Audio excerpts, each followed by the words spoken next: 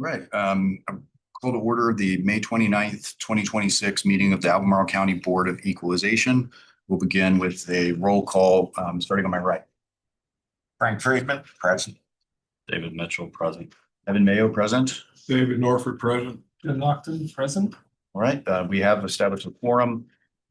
First matter is the approval of the minutes from the May 27th, 2026 meeting. Everyone had an opportunity to review the minutes and ascertain that they accurately reflect the proceedings from 2 days ago. I'll move that we accept the minutes as presented. Thank you. Is there a second? Second. All those in favor? Aye. All opposed? The meetings are approved unanimously. So we have any business before we take up hearing number one? Hearing none. So we will have the first hearing. It's application number 82, Ross and Nancy Gulata, property ID 35472. Are you Mr. Gulata? I am. All right. Are you going to be giving testimony today? Yeah. So I'm going to swear in both you and the representative, anyone from the assessor's office who may wish to testify. So if you just raise your right hand, please. Do you solemnly swear that the statements, that the oral and documentary evidence that you give today will be the truth, the whole truth, and nothing but the truth? So help you God. I do. Very good. Mr. Gulata, you will have up to 10 minutes to begin, and then there's a 7-minute period for the assessor's office to respond, and then a 3-minute rebuttal period if you choose to use it. After that, if we have enough time, we'll deliberate. What tends to work best is to provide information and arguments. Questions don't generally help us understand the basis for the argument. And so we just ask you to focus on persuasion today. Okay. All right. Well, let me pass these out. If you guys just each take one, that'd be great. I mean, it was pretty sick, so apologize. So good. Thank you for taking the time. You know, I know this is not a easy task that you guys have to do this, and you know, there's a lot of subjectivity here. I've been a homeowner, lived for 40 years now. I bought my first home in 1986 in Cincinnati, Ohio, for $62,000. This is the first time I've ever done anything like this. You know, I do feel passionate about it. And I do believe, you know, paying taxes is part of being, you know, in a civilized society. No one likes paying them, but as long as they're fair and equal, I'm okay with that. The background, I'm also an engineer. I have an MBA. I've worked in operations and I've run businesses my whole life. I believe in data analytics. I use it all the time.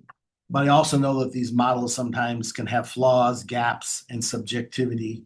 And that's why I've always believed in what I call triangulation.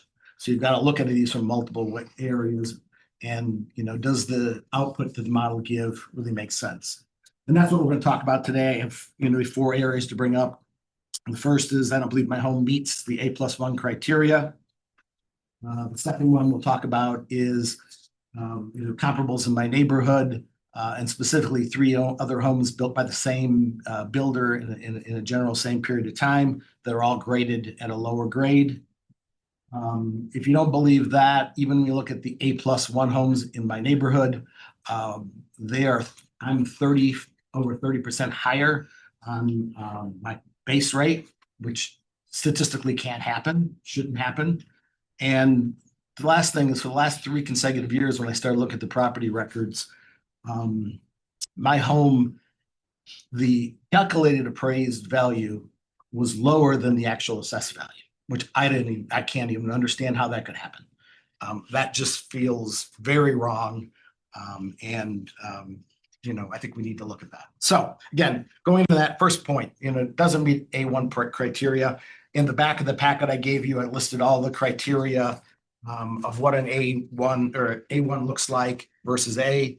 Again, my exterior of my house, per the property record, hardy plank and dimensional shingles. Those are not A+1. They're grade A. Interior wise, drywall, normal hardwood floors, not large blank. Those are all A materials. Basements rated as good. Again, to be A+1, you need to be very good. The mechanical systems, standard heat pump, central air. Again, A+, you need to have geothermal, radiant, whole house automation. None of those things are present. Architecturally wise, 1-story, single gabled. Again, there's no architectural complexity. You can look at the house, very simple, 1-story home. Kitchen and baths, all standard cabinetry, standard counters, no granite, but no quartz. The cabinets all, standard cabinets. We had use spacers. So what I did in my first home in 1986 is what we did here, right? Those kind of cabinets. They're not like they're custom built for the home. So that's the first point. I don't think there's anything that criteria drives an A+1 on my home. And if you look at the PC, the record, I don't see that. Second point is, if you look at the start in my neighborhood, South Fork Farms, and it's hard doing comparables, right? It's a rural community, finding things, and I think my neighborhood is the best comparison. Within that, there are 6 homes that are A+1, 1 that's A-1, and 3 that are B+1, and there are 3 that are A+1. One of those are mine, A+1. Again, several of the A's have brick exteriors. 3 of them have metal roofs. Some of them have larger finished areas than mine. That's not anything that I have. If you look at the neighborhood, there were 3 other houses built by the same builder, all within a relatively close period of time. One that's just actually completing, and those are all graded A. These are the same builders, the same neighborhood, same construction characteristics. We had the same allowances that everyone had. We stuck within all of our allowances. So how can those 3 homes be at a different grade than mine? There's just no evidence of superior materials, systems, or architects that justifies this inconsistency of grading 3 homes by the same builder in the same location. That just doesn't make sense at all. The third point is, even if you buy the A+1, there are 2 other A+1s in my neighborhood. You can see they're listed here: 4270 Sycamore Creek. Base rate is $267.18. For the other one, 4396 Sycamore Creek Drive, the base rate is $266.07. My base rate is $348. That's 30% higher on the same thing. That's mathematically almost impossible. There's no uniformity there, right? So that to me was uniformity violation. Very strict uniformity violation, and right there, that justifies a reduction in rate as far as I'm concerned. The last point, and honestly, I stumbled upon this, and it was very disturbing for me, right? If you look at my PCR records for the last 3 years, what got calculated versus what I was assessed, the calculated value was lower than the assessed value every year. $60,000 one year, $35,000 next year. And now it's only $4,000. But still, how can you do that? Is that calculated value? And then all of a sudden the appraised value is more than that? There's no override. There should be, the model says you have to override. You have to have documentation. Someone's overriding the system. I don't know why. I have some ideas, but it clearly is not fair. It's not equitable. It's not how this model should be working and be used. And so based on all this, I think we are, significantly overvalued, in tune of, somewhere $300,000. I think the real value on the home itself is somewhere between 1.25 and $1.375 million. Put the land on there, and total comes in, I believe, around 1.8 to $1.9 million total. Corrected value of this property. Again, I think that's based on, the grade should be changed to A. But even if you don't believe that, just getting the base rate down to what my neighbors are paying on similar A+1 really drives them down to a $1.8, $1.9 million valuation. I just want to be sure that we're in alignment on the ask. On your application, you requested evaluations 1.57 and $1.67 million.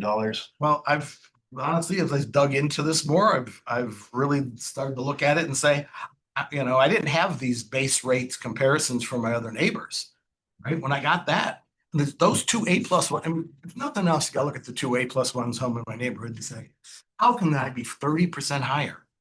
I'm not challenging any of your arguments. I just want to make sure I understand. Well, I get it. My numbers did change from when I put the application in because I've gotten more information, right? As I've dug deeper into this. I know, but they changed to be closer to what the assessor. Yeah. No. I think the total property right now is, they've got me at $1.217 million. No, that's not right. Sorry, 2.17 property and building. No, it's at 1.96 Well, million. that's after that's after the land use, right? I'm looking at pre-land use value. Oh, I see. With the old land value. Okay. Yeah, because the land use stuff, that's a whole black box that I want to get into today. And I want to get into, but if you look at right now it's $2.171 million and $100,000 on the property record, correct? Yes, that's correct. And I'm saying that number should be 1.8 to 1.9, and then you change the land value. But I wanted to keep that separately. I really was looking at how this is appraised. Again, I'm not trying to belabor the point, but are you asking us to assess the land plus the improvements at $1.8 to $1.9 million without regard for the alternative land value? So yes, the 2.171, I believe, should be 1.8 to 1.9. okay, thank you so much. Yeah. That's all. Okay, we'll hear from the assessor's office, please. All right, so, anyway, we would compare around the grade and the base rate. So the grade and the style, both contribute mostly to what that base rate is going to be. So absolutely the A+ versus an A is going to adjust the base rate, but having a 1-story versus having a 1.5 or 2 is also going to adjust that base rate by quite a bit.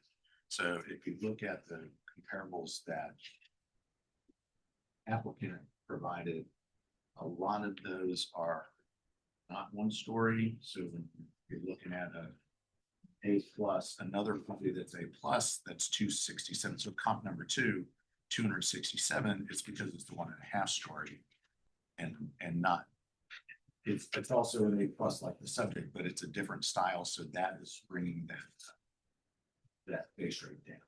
But if you look at the comparables that we had provided, we provided 1-story comparables. The A+ and 1-story had very similar base rates to the subject, 317 and 342 to compare to the subject's 348. Obviously, the L that we provided was even higher at 464, and then the A's that we provided would also go.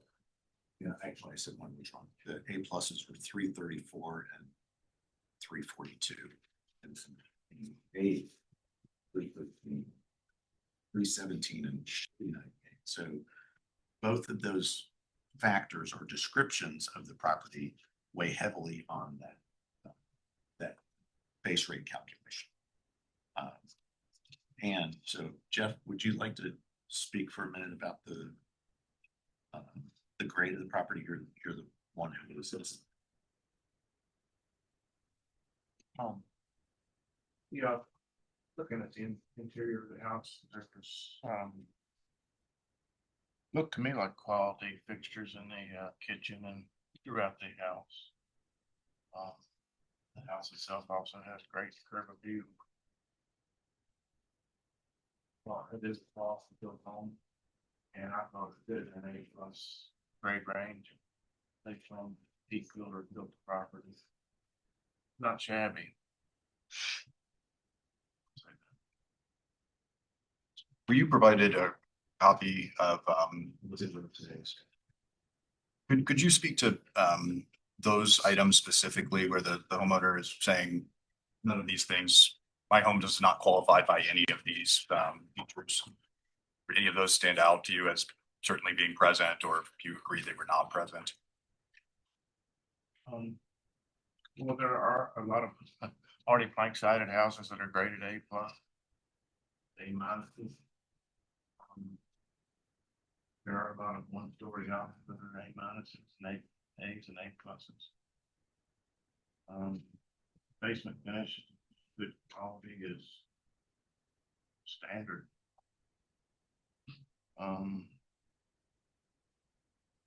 All houses have heat pumps for the most part. The kitchen is not standard in this instance. What was it about the kitchen that struck was non-standard? The quality of the build, the fixtures, the size. Did you observe custom cabinetry? I did. It's not custom. I'm sorry. I can show you the. Hold on, let's let him finish his piece. You'll have a rebuttal. Sorry, my apologies. It was granite countertops were and no ports for sure.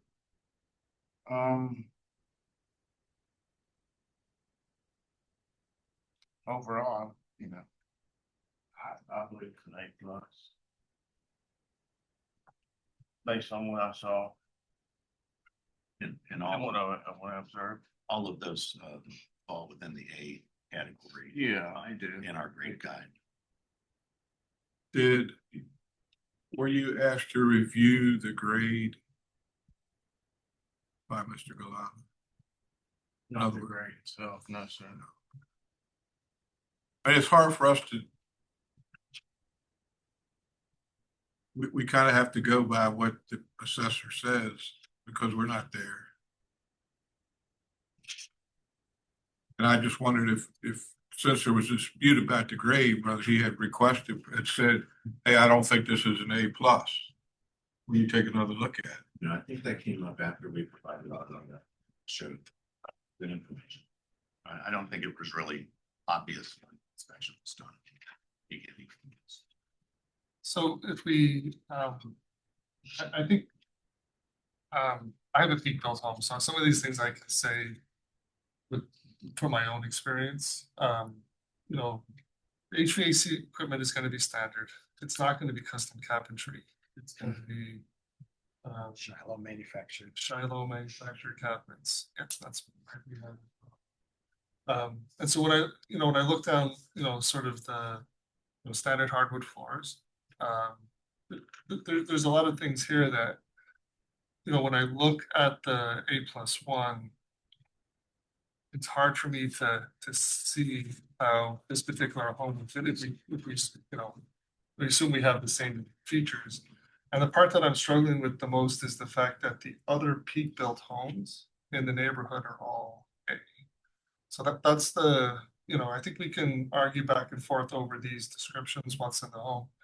But the part that I'm struggling with is the fact that the other three homes in the neighborhood that were built by Peak are all A. So that to me feels like those homes were all inspected.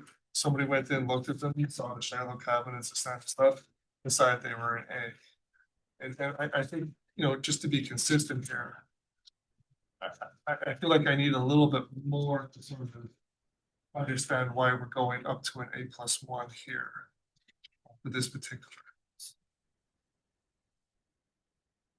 Do we have any interior photographs? We do not.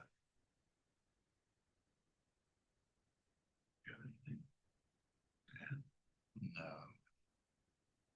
So I mean, this is a very difficult situation because we're not in the house and we're not in the other houses. And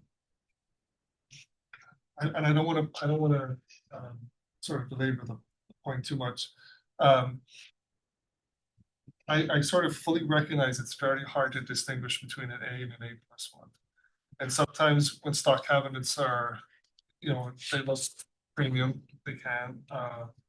And I think sometimes it's the way the house is decorated can look premium as well. I'm just sort of, I know this is a hard question, but is this a case where, no, it's definitely 8+1, I'm absolutely certain it's 8+1? If I went into 100 houses like this, I'd always say 8+1? Or is this a little bit more of a close call where there's some things that said 8+1, some things that said? And before you answer, the reason I'm asking is, again, if the other houses in the neighborhood are, and this is a call where it's not obvious, then I feel like we need to consider putting it on the same basis as the other houses in the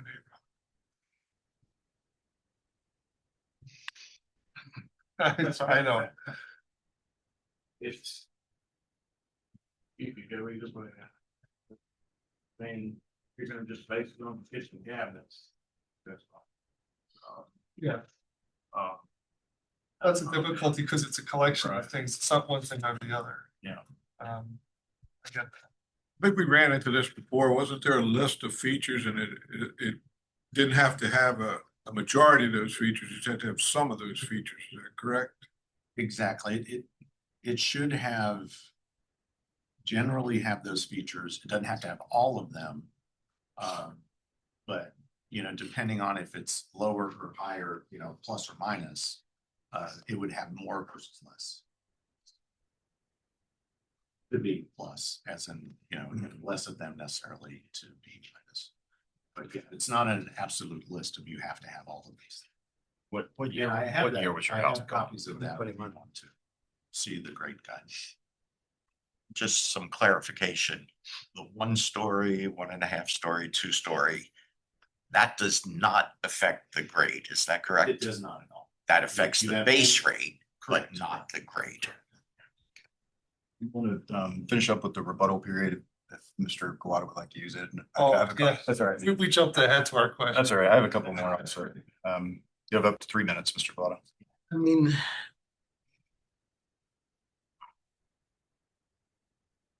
Trying to, I think you're right on. The 3 other peak homes, one is just being completed. It's a single-story home. It's graded A. I've been in it. I know what's in there. It's of a higher quality than my home. I can guarantee you that. Matt builds a quality home. I'm not saying I have a shitty home. Trust me, I'm not saying that. But comparatively, my assessment's off. It's 30% higher than the other 2. You can't put that all at being single story versus multi-story. The one is a huge monstrosity. It's got 2 other apartments in it. It's got a huge basement. It's a huge thing. It's an A+1. And it's still lower base rate than me. 30% higher on the base rate. That's almost a physical impossibility to do that way. And don't compare me to Rosemont. I'm sorry. Location, location, location. Number one thing. It's in Western Albemarle School District.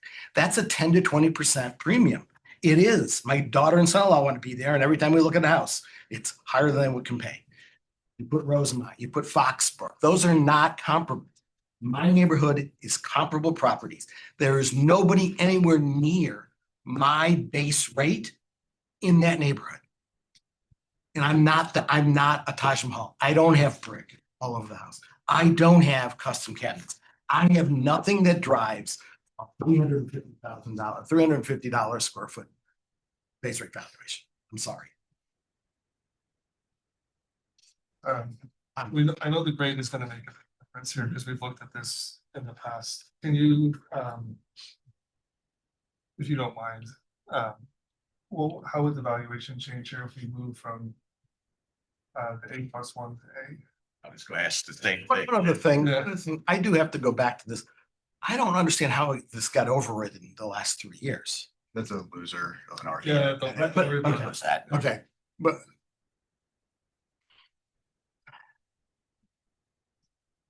1,880,100. Instead of the 2.1? Yeah, but that's if it was an A grade. So it's about 300,000. That's everything rolled in with the land value and everything. Correct. Gosh. I want to ask a base question. Is it accurate what he has said that all the other properties specifically built by Peak are graded as A? I don't know. A and A, 2 are A, 1's A minus. I don't know which ones were built by me. They're right here. Say which one. 55 Sycamore Creek Drive, built in 2013. It's got a metal roof, graded A. Say the address again. 4355 Sycamore Creek Drive, owned by Todd and Gene Kemp. Oh, it's not his. They're not all. Can I ask, Actually be owned by These are the three, says are peak. Gary Lyons. It's Lyons' old house. Yeah. Yeah, I mean, so I know Gary put all top line finishes in that house. I know Gary Lyons. Next house, Denny and Judy Mills. I'm sure you know Denny Mills. He's been in here many times to you. You want backs up to the can I ask, power line? No, No, that's that's- Von you guys Goga. receive a copy of this document? I just now gave it to him. Just give it to us. Okay, so did you guys have an opportunity to prepare to argue against a regrade? I mean, it seems like normally you would take pictures when you do the interior inspection if the grade is at issue. Right. Is that your typical practice? It's not always the typical practice to take pictures. Interior. It's a legend. Yeah, so And if they let us. my concern is, I would say that the testimony on the grade was not as sharp today as it is sometimes when it's identified as an issue, at issue, like earlier in the process. It's not mentioned in the application in March. I mean, to the extent that the assessor is asked to show up today and sort of contend with essentially new evidence, and just, it feels like, I think this is a good argument. I just don't know if this is a good time to make it. Whether we have the information that would be useful. It seems possible to me this is an A. It also seems possible to me that the assessor was focused on other things while he was in the interior of the house because that was what had been appealed. I would argue I appealed the value. I didn't, you know, frankly. The argument period is over. We're in deliberation. So I agree. I think,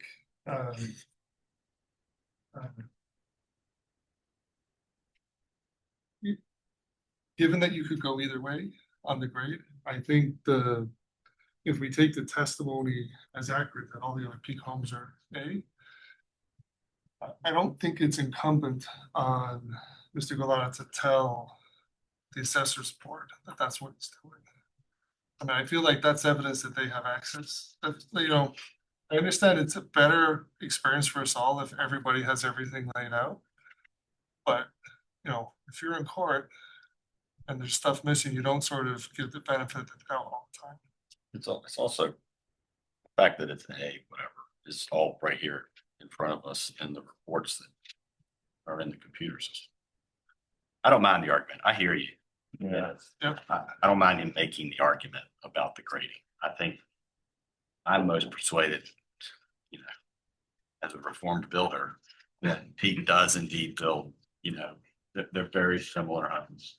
I mean, you get more choices than Craig lot, so what the finishes that you could swing right or left, but generally speaking, I mean, they're in a box. You know, I mean, Well, I feel a like bracket, not a box. So you're arguing that an A would be appropriate? I do. I think that's, yeah. I feel like if the grade was gonna be an issue that should have been brought up earlier so they could review. See if they agreed that it's still an A+1 or not.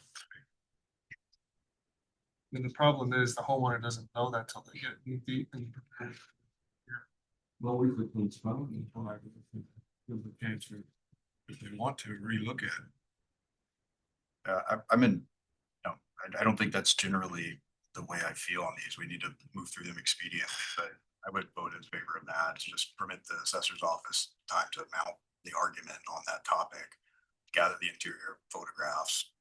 It sounds like the homeowner might benefit from that. I would actually find that more persuasive than oral testimony about whether the fixtures are standard or non-standard. I would just like to look at the photographs.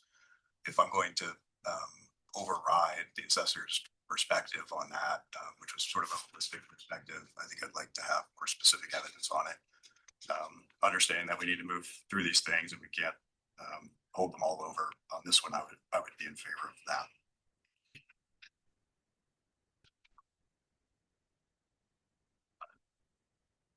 yes to that. I'd like to see, I mean, it'd be great if we saw some pictures.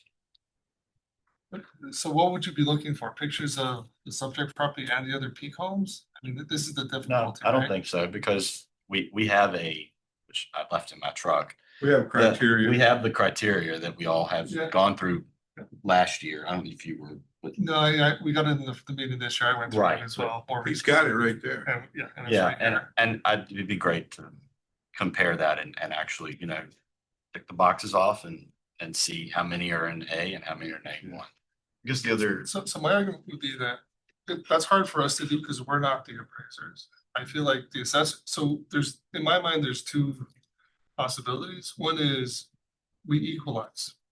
So we say there's 3 other peak homes in the neighborhood, they're A, we're gonna treat them all equally. And that's something that we can make a judgment on as If you see on the this board, interior, right? if you see the interior of all of them. But you've already said this, we can assume that the peak homes are all pretty similar, right? So we can make that. I don't know if I could, I'd like to take that back. Okay. Assume says, you know, that goes.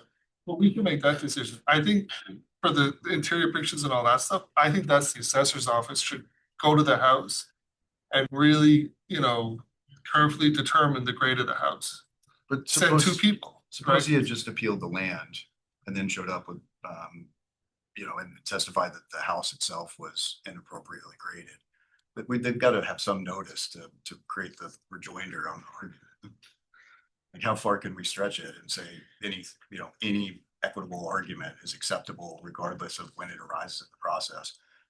I'd submit what's very likely to happen is that they get the interior pictures, and if it's as they say, they'll probably work it out between themselves. Yeah, I have, so That's the way the process plays out. every single house that we've looked at as part of this board, the issue of the grade has come up. That's always an issue, right? Well, yeah, measure grade like you can square footage. That's just the nature of the Right, business. there's a certain amount of subjectivity And there. when we've looked at, you know, we had like the developments where we're like, okay, all the homes are the same grade, right? And we've gone through this process where we just want to make sure everyone's the same. So if it's the same builder, and in one of the hearings, this maybe the second one, we use that as a basis to say, okay, they all should be the same. I think we also said that we weren't gonna get Change into dividing, changing grades because we weren't there. Correct. So that's right. So the only time we would change grades, like I said, there's 2 choices. We just say we want to be equal. To me, I feel comfortable saying that's something I can do. If you hand me a bunch of pictures and tell me to go through the booklet and figure out what it is, I'm not comfortable doing that. And I don't want to go through that. So I don't want to have to look at pictures to figure out the grade. That's the job of the assessor's office. The only thing I'm comfortable doing is saying what's equal.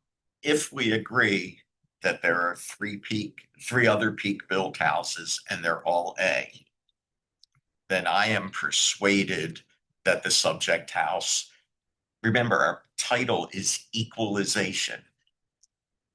I am persuaded that it should also be A based on the idea of equalizing. I find the argument persuasive if we all agree that there are 3 other peak built houses and they are all A. Understand that argument. I think there's some good strength to it. But I would point out that part of the reason that the argument played out so well in the other case was that they had been appraised beforehand that grade was an issue. And they went and gathered all the information about the other houses in the neighborhood from that same builder. And that contextualized and corrected for like the larger scale.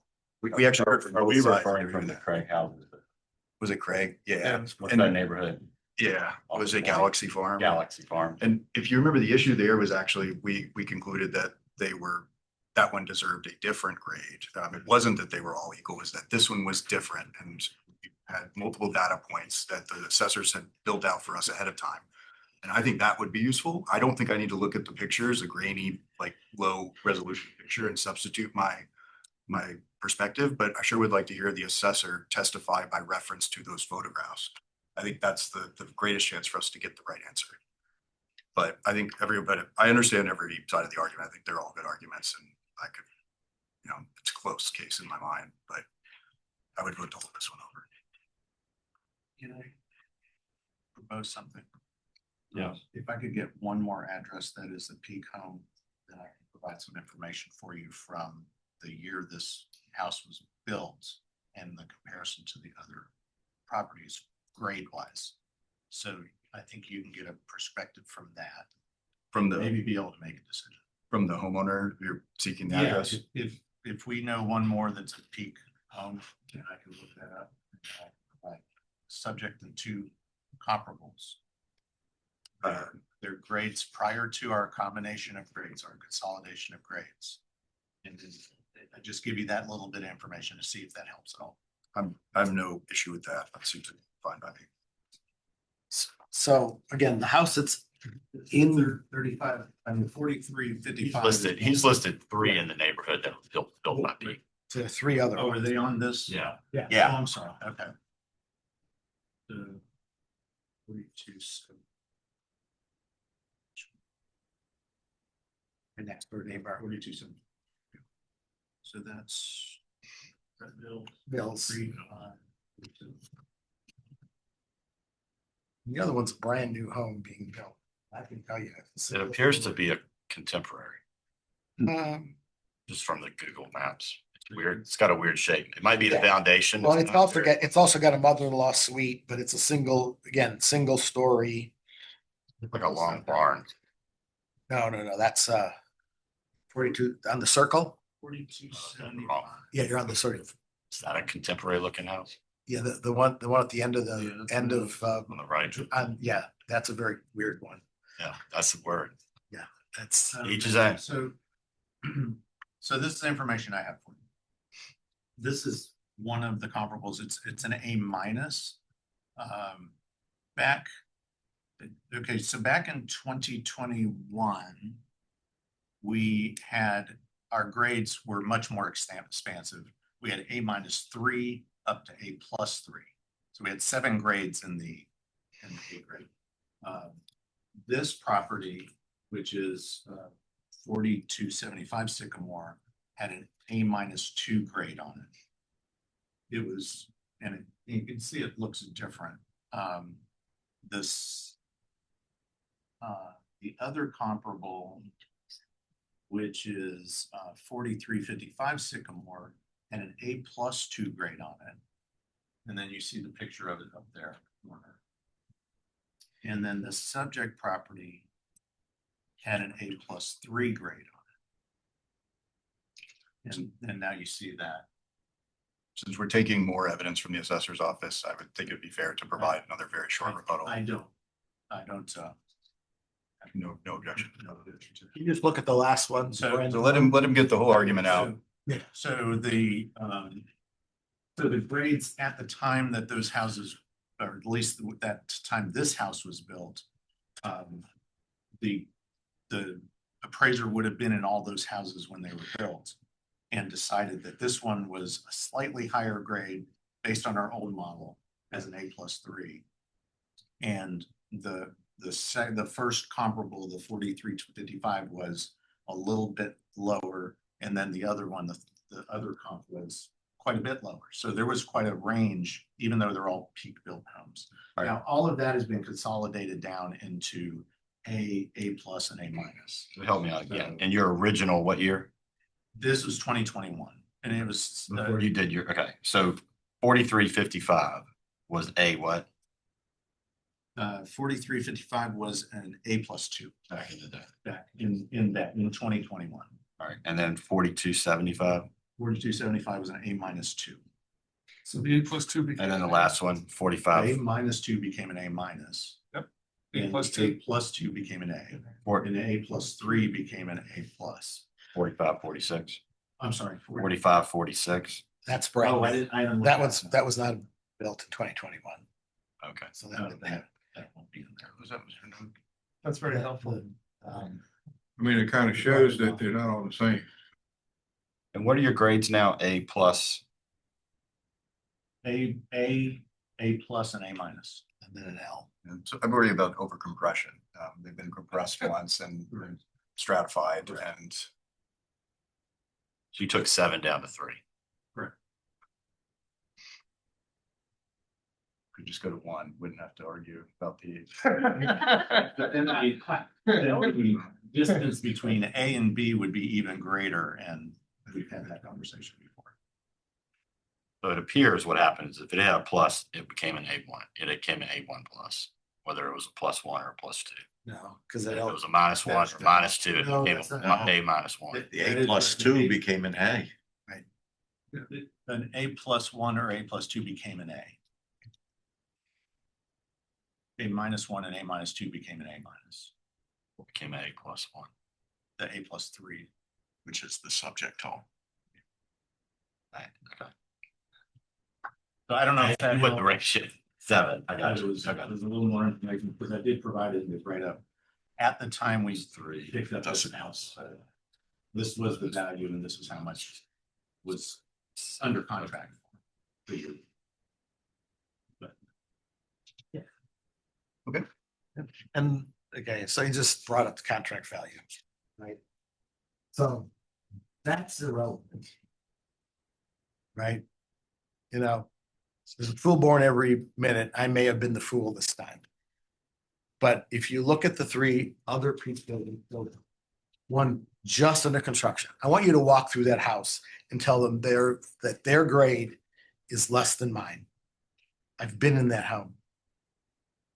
There's no way that house, brand new, bring up a picture of that house, please. Do you have the address? Yes, 4546 Sycamore Creek Circle. It's great as an A. It's another peak built home. Matt builds a quality home, but he doesn't build them. He builds them all the same. They're the same thing. And I hit every standard allowance. We say we were under, we've got B grade granite.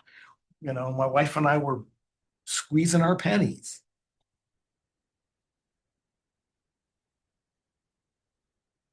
Oh, I'm sorry. Oh, I'm in the wrong database. Sorry, it's 35476. We need to wrap this up. I think the next person's late, right? I think that's what this is. Yes, that is true. What we still do.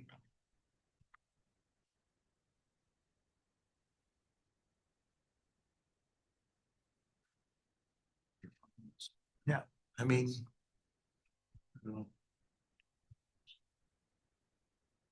Has that been assigned a grade yet? it's grade A. Technically, it's an A, but I haven't. As you Oh, can see, this property is under construction. as you can see, that house is under construction, so that grade will likely change to an A+ when I'm done. So, yeah, once you go through it. Yeah, I'm sorry, I forgot to mention that one was under construction. So yeah, until it's actually finished. Yeah, we can't really completion, use we it don't yet. really know what the final depth was. That next year. It fit in the A, so I stuck it, you know, I put an A on for now until I see the finished product, and then I can go And either then you way. can color it. Yeah, it makes perfect sense. We have to pick up an interim value as of January 1st as the completion at that time, and that's. If a homeowner has an issue with the grade, can he request you to go and Sure. reevaluate? But in this case, that process didn't play out because it didn't identify the grade as an issue As an issue, right? earlier. Because you don't understand how your process works. I just knew my value was different than all my neighbors. To figure out that it was an A+1 that drove it, I didn't understand the multiplier until I got his reply last Friday. Last Friday, I got the reply and I understood now. I get a 2.35 on my grade. He tells me I had an A+. I don't know what that means. And again, I mean, as we've seen in other cases, that the grade is making a $291,000 difference. Yeah, it's the biggest single determinant. Big difference for something that's, you know, it's 2 adjacent grades. And, you know, I think, And I still think you look at the 2 other A+1s, how can I still be 30% higher on both of those? well, that's a different issue. I know, but you put either one of them, you should go fix one of them and I'm in the right place. So I can defend the assessor's office on that one, and just when you look at a 1-story versus 2-story, there's different things that go into that. And so that part of the calculation is, there's a lot of detail to support that in the system. Evan, your court analogy doesn't persuade me because in the court, you would assume the two sides equally understand the process. Here, the two sides do not. Yes, So but it I cuts the other can't, way. I That's why we- can't take that court analogy and apply it here. Well, and I will just add to it, I'm obviously not an expert in the law like you, but if I have a contract between two parties, one who knows and one who does not, the default is to protect the one that does not, if there's ambiguity. Right. That's actually adverse to what we must do under the statute. We must presume the correctness of the assessor's It's a office. preponderance, it's not a presumption. Preponderance is different, it's more No, likely than that's, not. that's not correct. We must presume correctness and it can be overcome by a preponderance. Similar, but slightly different. That's my issue because we're tasking the assessor with assigning a grade. So there has to be some reason that he was wrong and he hasn't had it. We don't know a reason. I don't know how you get to this process, but I would like to see the assessor allowed back in there, take some pictures, Yeah, I agree with that. reevaluate it, come back to us, then we can. You might decide it talk about today once you look at it a little closer. I mean, I've already said, I'm not comfortable with that because I don't want to look at pictures. I just want to say, what are all the other houses in the neighborhood that are built by the same builder? If those are all A's, then this is an A. That's all I'm comfortable doing. I'm not. So You're- I'm not, because I'm gonna say something I should have said. When you have a spec builder, you have much more consistency of finishes and all of that. When you have a custom home builder like Peak, semi-custom, whatever you want to call it, spec. they're not, they're semi-custom home builder. You have choices. You don't, so you can spend more money to do more things. Now, if somebody said Peak built this and it's a B and all of these are Bs and this one is an A, that'd be a different story because they don't even try to start with Bs. But and frankly, I think we should be the ones that can look at the pictures and make that decision. That's what we're here for. I think. How about this? I feel comfortable doing that, even if you don't. I have no taste. I just look at numbers and I can see when the numbers are equal. So Is that a possibility that you can go back and reevaluate? Yeah, with the applicant's approval, yeah, absolutely. And I do want to say that, we don't ignore grade if we go in just because they didn't ask about the grade. Oh, no, Grader goes in and is supposed to look at everything. I agree. And grade is definitely a big part of the value, so that's one of the big things to look at. I agree, but there have been times when grade came late in the process or maybe was forefront where I felt like there was more testimony available about the specific features. I understand your perspective, which got this sort of gestalt memory of the quality of the home. That's probably the way I would do it if I were an assessor, but so you understand that the option that we're discussing. For me, speaking only for myself, I would vote against overturning the assessor's office today, but what I'd rather do is call for a vote to hold this in abeyance, permit you to go back and forth with the assessor's office one more time and see if you can get into alignment on the grade, maybe gather some more information about it. And it may be that the appeal is resolved that way. You should withdraw it if there's a voluntary reduction. If not, we could hear it again with the benefit of that extra evidence. And we haven't agreed on this. This is just what I prefer and what I think might lead to the best outcome. I mean, I think I'm a little bit in James' camp, in that it's going to be hard for my set a picture of my house. I think you really got to go into some other houses. I mean, I'm happy to let them back in. I'm happy to go through this process. I think that's really going to be difficult.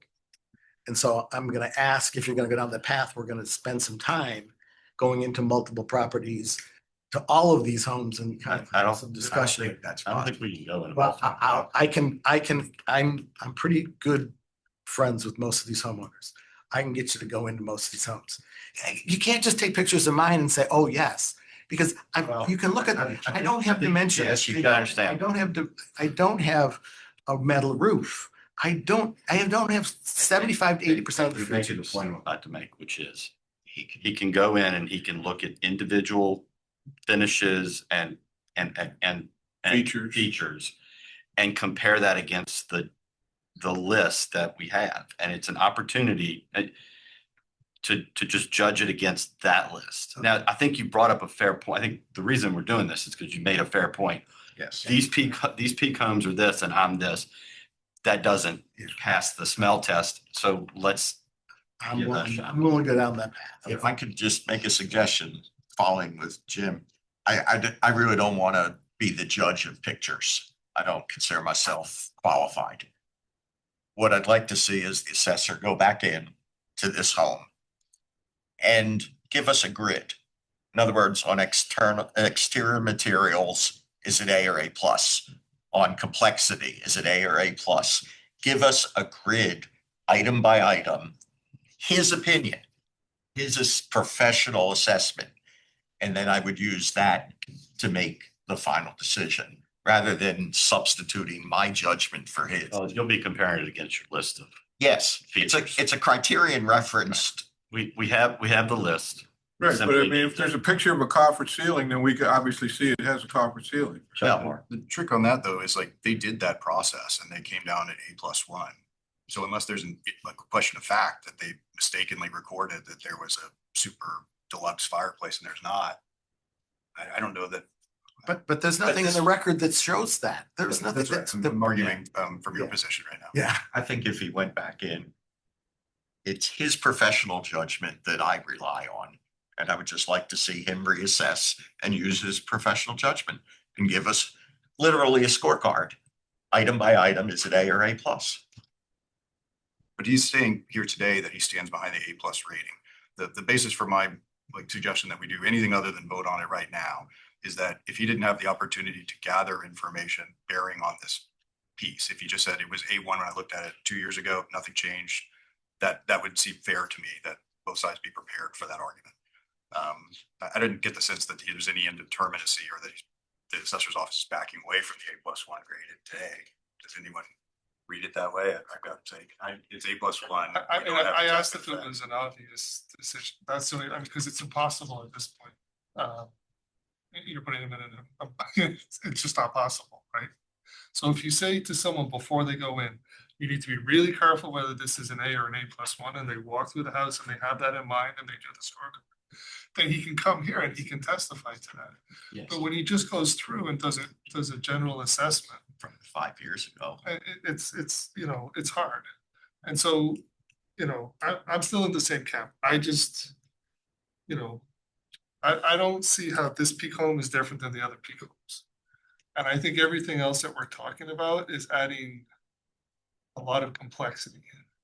And it's asking for me to have skills that I simply do not have. But how do you square that perspective with what he said, which was, I don't know the grade on that. I stuck it at A. I'm going to probably change it to A+ when I have a chance to investigate. That's not a fully developed data point that we can rely on. He essentially said it's not a good data point, and that, but if it were to be changed, it's like it would be changed in the way that would support this. If the assessor's office right now said, I am so confident that this is an A+1 and I am absolutely behind that, then that is something we can consider. But what we have is a situation where it's unclear Yes. and all the other homes are assessed at an A. And can't so be to unclear. me, when I put those two things together, I'm just saying, well, let's just be equal then. If we're not Maybe sure, we should raise the other ones to A+. if we're not sure of the difference, we just make everyone equal. That leaves on my mind too.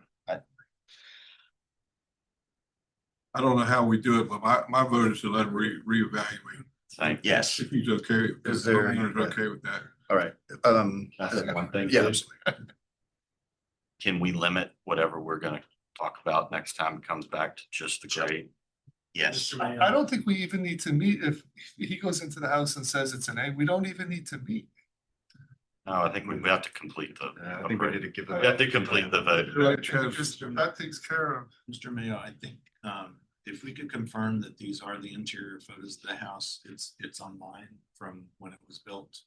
I have to bring it up. The internet follows you. The applicant at least can confirm that these are. If the applicant consents to adding that in, I know you guys have a a statutory responsibility to give them the stuff ahead of time, right? Yeah.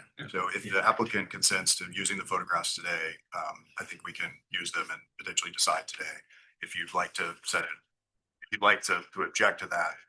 Let's put this to bed.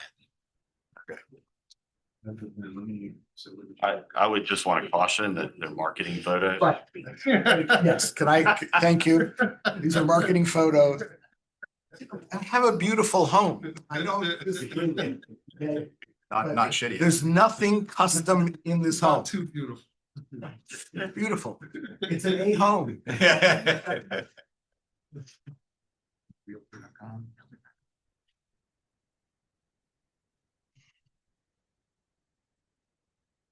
So 99% hardy plank. It's not actually hardy plank.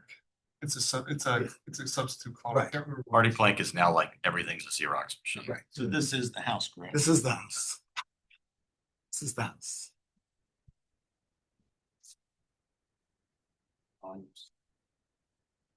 Yeah, those are standard peak cabinets, The shadow cabinets, yeah. Shiloh cabinets, That's nice. standard piece of granite. He cooktop, go back and right. Yeah, and yeah. refrigerator. Yes, there's Wolf appliances, Wolf, like, yeah, right. Wolf appliances. These are $25,000. I got one of those in my How house. do you like your Wolf cook stove range? 'Cause we have one and it hasn't been very good. Well, the propane's the problem, Okay. right? Propane cooks so hot. So that's, copper ceiling, ceiling, built-in shelving. That's custom cabinetry, isn't it? Probably it's painted. Yeah, it was part of the Also build. made painted, yeah.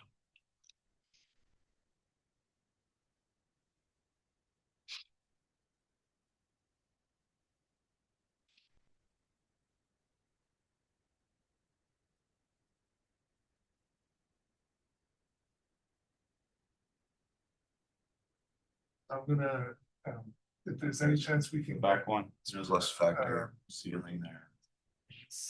Pictures from one of the other homes in the neighborhood through the same Yeah. clever ingenuity on your part. Try to see if you can find, do you have the addresses?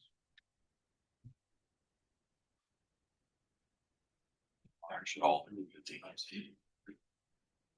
You're right. It's a very nice home. It's a very nice home. We love our home. Just want it to be equal.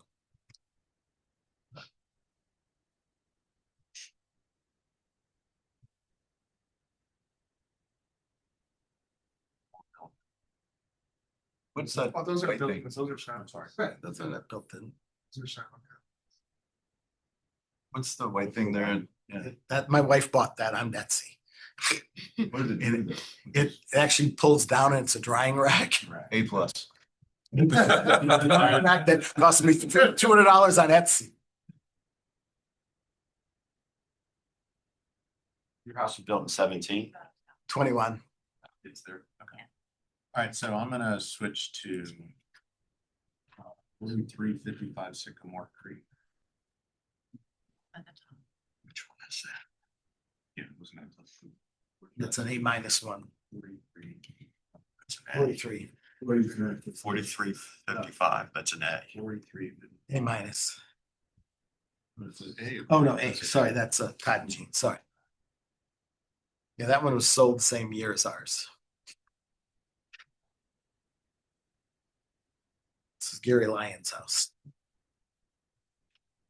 Metal roof, by the way. Yeah, same kind of kitchen, I'll go back to the Brick. kitchen. brick wall. Well, the fridge is not, but the range, Yeah. right, the fridge is not, but the range says. Brick wall. Brick wall, accent wall, Got beams in the ceiling. beam to the ceiling. Courtyard, it's got a sun porch.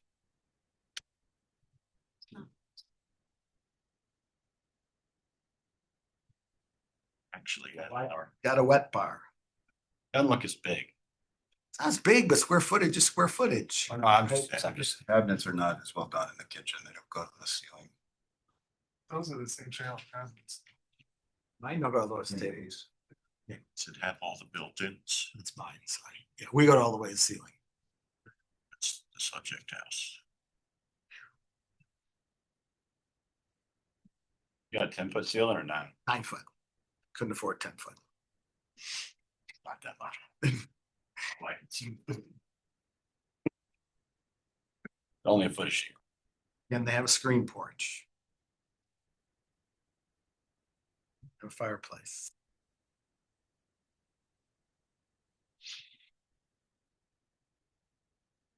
The compound looks similar. They have a dog shower. In their block.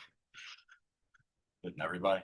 They have built-ins. Oh, There's the built-ins.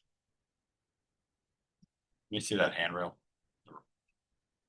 That bathroom is, That's a nice handrail. this is a very nice house, but that bathroom is inferior to all of the bathrooms that we observed in the first Sycamore house.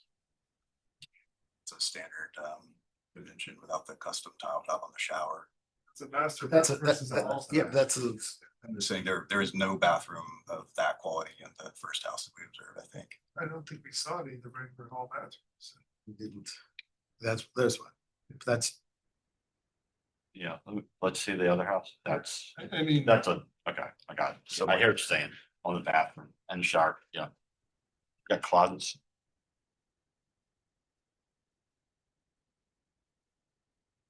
Culture top, the granite top.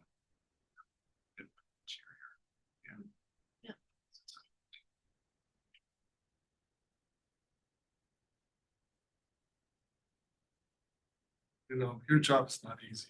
That's what I was just thinking. That's what I was It's- just thinking. Slicing the bologna on these two is. I would submit that there's no argument. The second house is across the board clearly superior. It would appear to me there was more extensive trim, more custom millwork, more premium cabinetry, So the subject house. architectural lighting. Yeah, I think you could argue that the staircase was better or nicer. Conference ceiling probably about the same. I would end up feeling like the subject property was a little nicer. I don't know if it's enough to break between grades.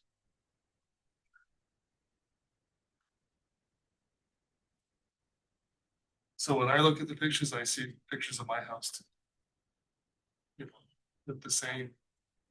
You know, Peak has a set of subs that they use and most of the stuff is pretty similar. So you do get to choose. You know, the tile shower versus a tub and you know, that sort of stuff, but for the most part. It's the same guys. You know, I know he's used the same guys for hardwood floors and drywall for years. He's the same guys mostly doing the carpet. and those the walnut cabinets are the same It's cabinets, Charlotte cabinets is the same. Yeah, that's just the choice of style. right? And the going to the ceiling didn't cost me a penny more. That's right. Be the same thing. All right, well, I think, Yours is an A? No, I think mine is an A+1 and I'm feeling really aggrieved. Yeah. And don't, please don't get my neighbors in trouble. I don't want to get all my neighbors in trouble, so if you please don't. we shouldn't take pictures of their house. So I want to thank the assessor's office for providing that additional information. I found that very helpful. That was a good solution to keep us moving. I'm going to move to call the question because we've got other folks that we need to hear, I think. Yeah. Does anyone wish to continue deliberating? All right. Is there a motion with respect to this application? So I know we're not gonna, I'm gonna just propose that we drop it from an A+1 to an A. Second, Okay. All those in favor? Aye. Aye. All opposed? Aye. The motion does not carry. Is there another motion for another number or to affirm or take any other action? I suppose we could still say hold it over. I don't think there's all that strong an argument for doing so.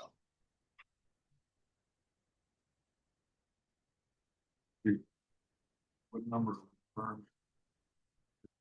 It's 19598. No. It's 217100. Although I think you can take it to shortcut and someone could move to affirm the assessor's office 2026 assessment. All right, I'll make that motion. I will second. Favor?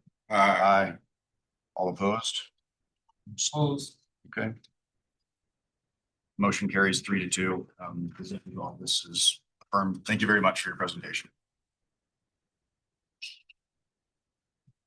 Right. The next applicant here. Fashion Square Assets LLC, number 33.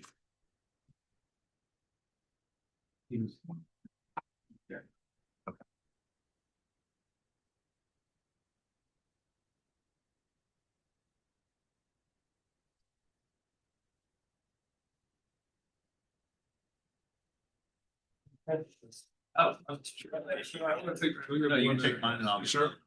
And also like Googling. I got one we can share. Versus English. Yeah, the grades are. Are we taking a short break? I was gonna. What's up? Be okay with that. Thank you. Right now. Short.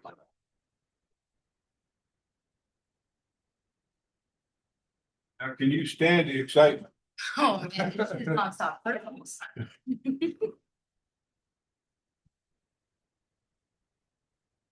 They need a meeting too, please. It's at 3:30. Yeah. Magistrate status conference in Boston. Yes.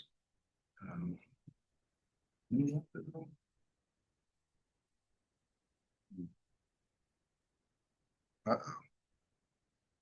Meeting. I don't have.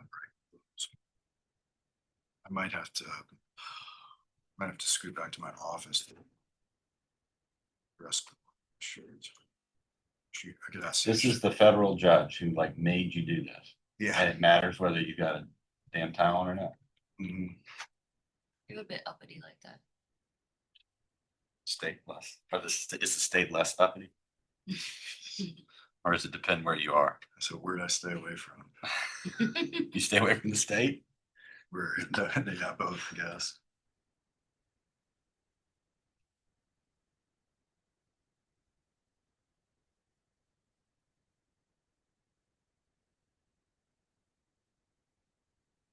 Next one's what, the GC Penny. Yeah.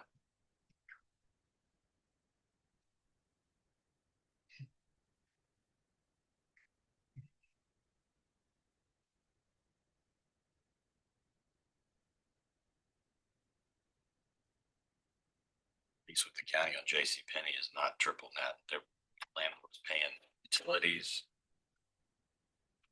real estate, taxes, and it's not a triple net lease. It's usual, but whatever. JC Penney rent to the county. I just think it's the leases in our thing. I've just never. It's unusual. What's that? That lease is not triple net with the county. No. We know. It's a lot of risk to take. I mean, but he had a big empty building, so maybe he just figured well that.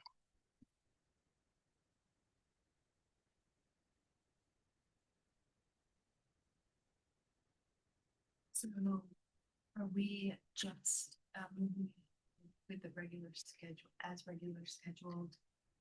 Even though we're behind, or are we gonna hear one and then hear another at the end? Oh, I guess it depends. Your decision, but Okay. it's in here to 15 if they have. Cause you know, hold on. Two. Yeah, Or we can hour and 15 minutes late. I'm kind of inclined to forward, but the folks were already scheduled and fit it in.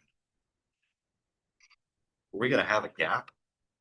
And we'll have some space at the end. Of the Yes, day. the hearing was from 1:30. 1:30 to 2. So we're all set. It's two. It's to the Because- Fashion Square and the Leak Square, the self-storage, Second one was what? Leak Square. No, 2 to Oh, 2:30. 2 to 2:30. So our We have at next, the end of the day. well, we have a 4:30 to 5 o'clock opening for catch up. We left a half an hour, so we could. You can wait. You can listen. Somebody shows up. He's gonna have to fit it all in. Our next applicant is coming in at 2:30. So there's only not enough time to hear one. Where was he coming from? I guess he's coming from Maryland. Perhaps Maryland, someplace northern Virginia. I'm not really sure where he's out of. He'd been here before. Have you He dealt with was him? here last year and they withdrew at the end. of Testimony. You got moving. Yeah, I remember that. Wow.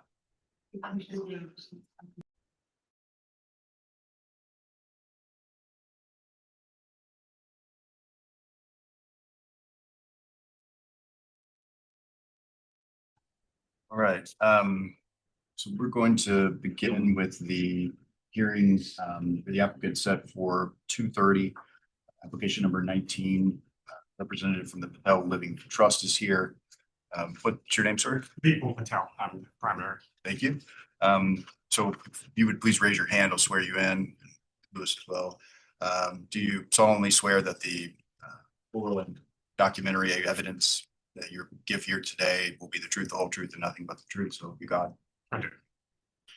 Thank you, sir. Did you present last year or have you presented In the past, past, maybe once? Okay. Well, there's a 7-minute, or excuse me, 10-minute period for you to make a case, and then 7 minutes for the assessor's office, and then a 3-minute rebuttal period if you'd like to take that opportunity. sure. You want me to start now? Please feel free. I'll present this. It's in, here it is, just what I'm going to say. Yes, Mr. Chairman and board of the members of the board. Thank you for the opportunity. I'm here to challenge my 2026 land assessment, which jumped nearly 16% from 354 to 410. That's 354,000 to 410,400. I request that the board lower this back to 354 to match my immediate neighbors. My case is clear and relies entirely on assessor's own admission on page 6 of your staff report, which is provided to me by email. And in one disparity, my vacant lot sits directly on Coulter's Drive, touching the Coulter's subdivision. Because of the invisible neighborhood boundary line, my land was assessed at 400,000 base rate Foxfield code. While the lot physically touching my property line, the exact same street received a $320,000 base rate of the Coulter's code. My neighbors realized 0% land increase while I was hit with 16%. In terms of the report that was provided to me, the assessor's admission on page 6, the assessor explicitly admits that his separate tracking is flawed, stating the Coulter subdivision is currently assessed separately from Foxfield, but we are combining them for 2027. They note that next year, Coulter's values will rightfully increase to match Foxfield. The legal issue, if it is correct to equalize these as adjacent lots in 2027, it is inherently non-uniform and unjust to force my property to pay an artificial penalty in 2026 just because of the county is delaying its map consolidation. Virginia law mandates that uniformity must prevail over fair market value. The assessor has already conceded that this boundary line creates an inequity. I respectfully ask the board to apply the correction today and lower my land assessment to 354,000. Thank you, Mr. Patel. So we don't, we're not saying that we're creating or we've created, or that there isn't an equity. So what I need to explain is we assess properties in their neighborhoods or market areas. And the subject property is in Foxfield, the Foxfield market area. And it is equitably assessed with other properties in Foxfield market area. It is adjacent to the Coulthurst subdivision. And one of the problems we've had in the past is that we've had neighborhoods especially in the rural areas, that are little small subdivisions that were created that were assessed separately. And over time, they kind of the model for those evolve differently than the surrounding market area. And that's what's happened here with between Foxfield and Coulthurst. So where Coulthurst, we increased the improvement value a lot more than the Foxfield area improvements, the multiplier, and we didn't increase the land as much because there haven't been any land sales in Coulthurst to say, hey, you know, we were wrong with the value, or we needed to go up with the value for the Coulthurst parcels. They are separate neighborhoods, and one does not prove the other one wrong. And it's ironically, now what was the name of it last time, 2 years ago? Montview is, where is Montview? It's down south. Obviously, one that had the power lines running through it for a while. Mr. No, not the power lines, the bypass. Yeah, Mr. Patel, the last time he came to the board, argued that the parcels in Montview, the land was assessed for less than his parcel and the parcels in Foxfield. Even, you know, he's not in or even adjacent to Montview. So actually, after that, we combined Montview into Foxfield, correct? Is that correct? Which again, we are going to do for next year with Coulthurst. But we do not believe that that invalidates the land value of the subject property. We have provided some land sales, and there are other land properties that is equalized with throughout Foxfield. And we don't believe that the fact that it's adjacent to the Coulthurst neighborhood, which is not a part of the legal subdivision of Coulthurst, that really applies to it being inequitably assessed this year. I just want to make sure I'm reading the map. So that's Barracks Road, that's separating most of the Foxfield neighborhood from Coulthurst. And so the property in question is, it's on the same side of Barracks Road as the Coulthurst. It is adjacent to the neighborhood.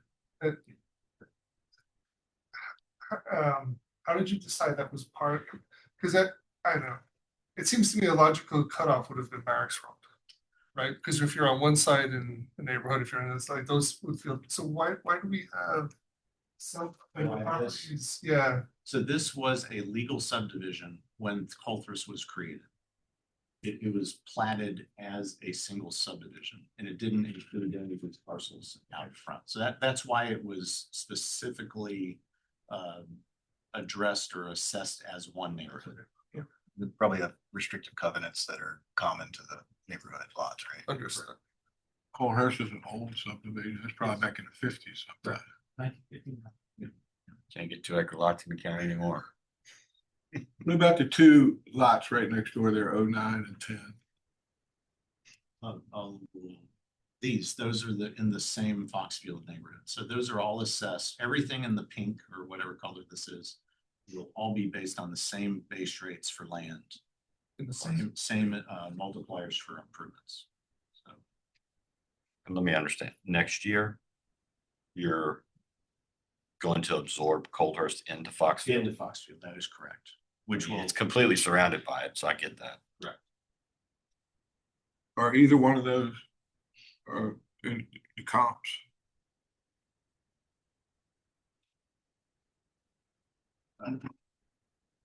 which ones are you? Oh, are These are next towards to it? these are. Not so, but I'm saying, are either one of these right? They're not necessarily in Coulthurst. They are. Oh, I see, because it's COT. Okay, Yeah, so they're, all right, I got you. You're talking about the owner provided comps? Yes, those are in Coulthurst. It's those 2, that front, Coulthurst. They are.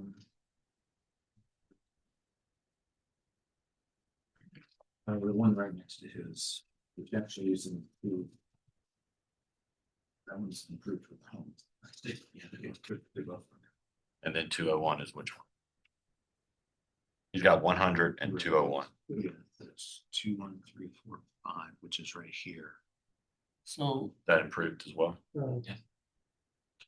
So we have the rebuttal and then we'll have our discussion, or we, Yes, if Mr. Patel would like to make a rebuttal.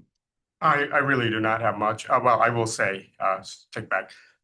Yes, that is a subdivision. I agree.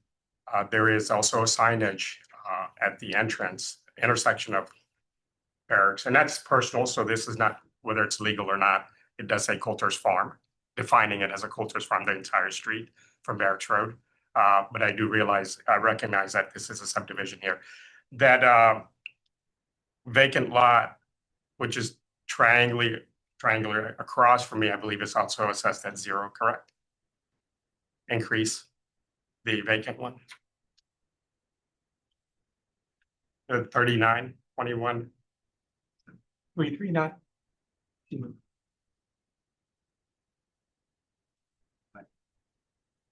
Question addressed to me. Yeah, is it Yeah, vacant? trying to get information.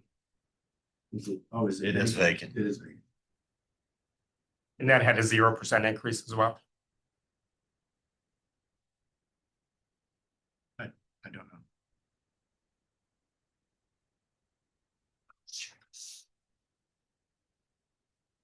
You think it did? It did. Well, I guess for our deliberation, I'll just sort of think of it by saying. Part of the Foxfield area, and nobody's arguing whether it's equitable with the Foxfield area. I think the argument is whether it should be in the Foxfield area, and I don't feel like that's something that I should be worried about, or capable of addressing. I think that's a job for the assessor's office.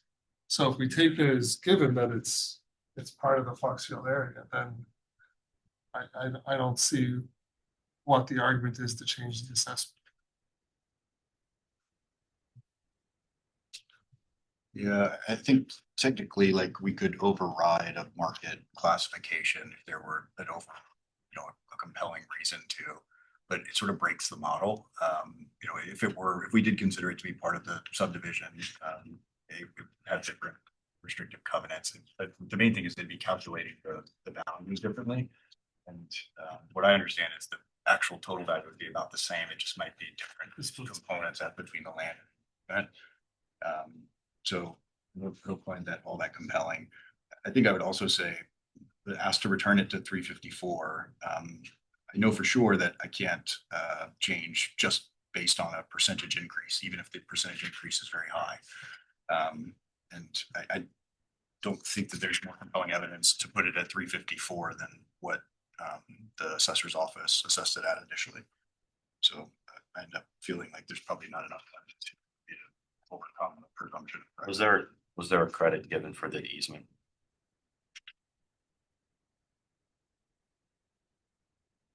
I mean, it's 2.99% interest over the last 22 years from last time transferred.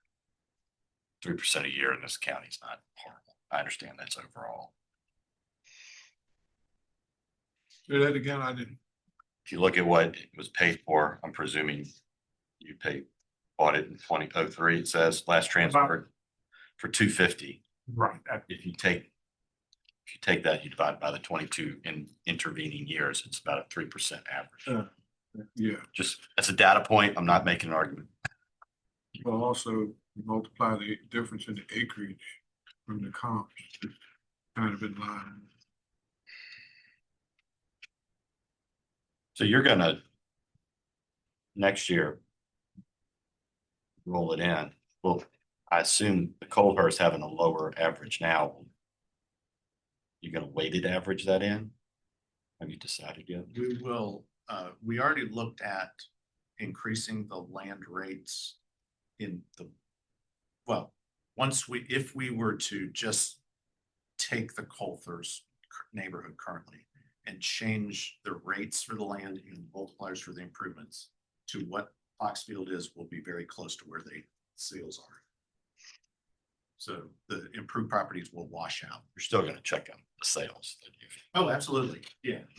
And see how that fits with the rest of the sales. I mean, I agree. It's completely surrounded. It ought to be part of Foxfield. So the base rate will go up to whatever the Foxfield base rate is. Correct. You're good now. May I just ask, what is a compelling reason, not just in my case, to assign it to Foxfield? What is so compelling that Colthurst has to go to Foxfield. That's a little bit of not really what I intended to say. It's already been classified to Foxfield. I'm required to presume that that's correct. That presumption can be overcome by a preponderance of the evidence, but that's really not what the preponderance is directed at. That's just a component of the model. I have control only of the actual value at the end of the day. But if we were to change it, in theory, if we asked them to please change it to the other market, it's sort of a sloppy way to adjust the values, I think. But ultimately, it would be subject to a different set of mathematical relationships that we then have to adjust for all of that, right? And that's the concern. The reason that it happens is because as development happens and as the market changes, those boundaries need to change accordingly. You know, I mean, when parts of the city gets gentrified, I can promise you they change things. And well, Or as things there's get, another- yeah, or as things get developed. yeah, or as there's another take, obviously, if sales happen, there's all sales kinds of stuff. happen and ridiculous sales happen, which if I'm the owner, I'll be happy, but actually it's not a fitting story in this county. It is in the worst situation we could be. And this is just my personal point. I'm right there with you. We don't build enough housing and then we complain about the cost of housing. Right, and you've got to, yeah, and I'm gonna say, if I had my brother fooled next to me and he wants to pay 2 million on something that's his money. Yeah. But it impacts me. And that's a wrong thing. And I think that's not your duty or theirs, but the Board of Supervisors have to look at that. That road, personally, again, 2 developments have gone up, house worth no more than 600,000. Here comes an out-of-state buyer, 1.5. Yep. I would feel bad if I were their neighbor. I would raise hell or just move. You know, it's unfortunate, but we're all facing that. Ready for a motion? Yes, sir. Yeah. Move to affirm the assessor's figures. Is there a second? I'll second. All in favor? Aye. All opposed? Application number 19 with property ID 19907, the assessor's office assessment for 2026 is affirmed. Thank you very much for your presentation, Mr. Patel. Thank you, and thank you, assessors. Run for Board of Supervisors. I need more of me. Thank you.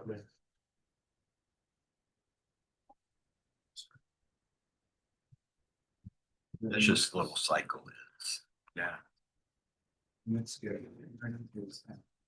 The more pricing goes up. Oh, the next applicant's here. We could. But I thought it was 3:00. It is, but if you're. The people that are here. I think Katie McMichael is coming in. Who just bought in and paid that price are not gonna do anything. But we can get started if you want. Yeah, we'll just get Katie and. Here is. Continue to elect officials. Like their opinion. Right, thank you.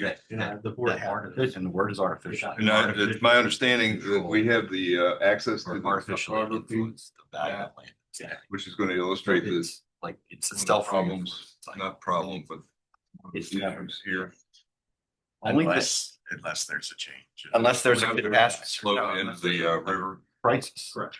And I would argue that the crisis is UVA would have to disappear, which isn't gonna happen. No. The recording paused. It's not. I can't talk to. If you Wait. wanna pause it. No, I don't mind. I just. I don't say anything in private, I wouldn't say in public. Gets me in trouble, but gets me in trouble, that's all right. Which one are we doing next? Next is 3:00. Mr. Daniel, property 348.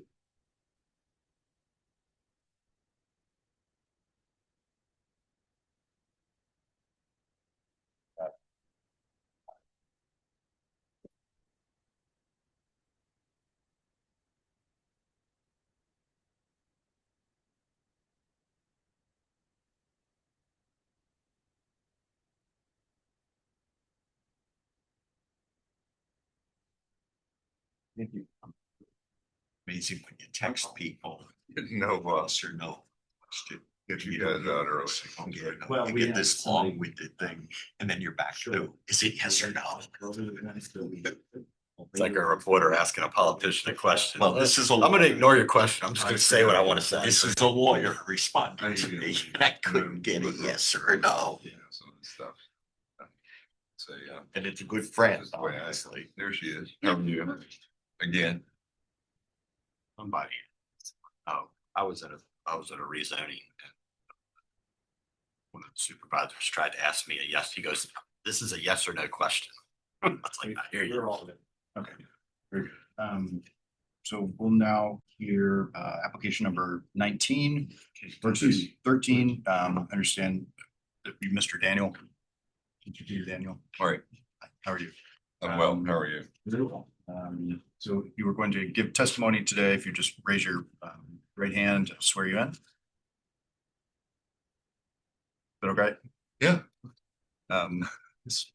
Do you solemnly swear that the documentary and oral testimony that you give today, the truth, the whole truth, and nothing but the truth? I do.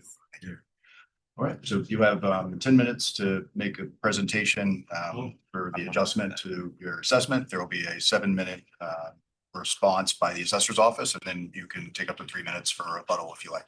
Mr. Mayor, before we get started, this is the one that had the extra pages that he provided to us yesterday. Okay. Or he provided. Oh, you put 'em in mine. Comparable. I don't have Put him them. in his. Yeah, no. I don't have them. Are they loose? Or are they bound? No, they were bound and they were stuck I've got an extra. in the back. I've got, if you want to make copies, I've got what you put it in mine for some reason. I thought I put it in everybody's.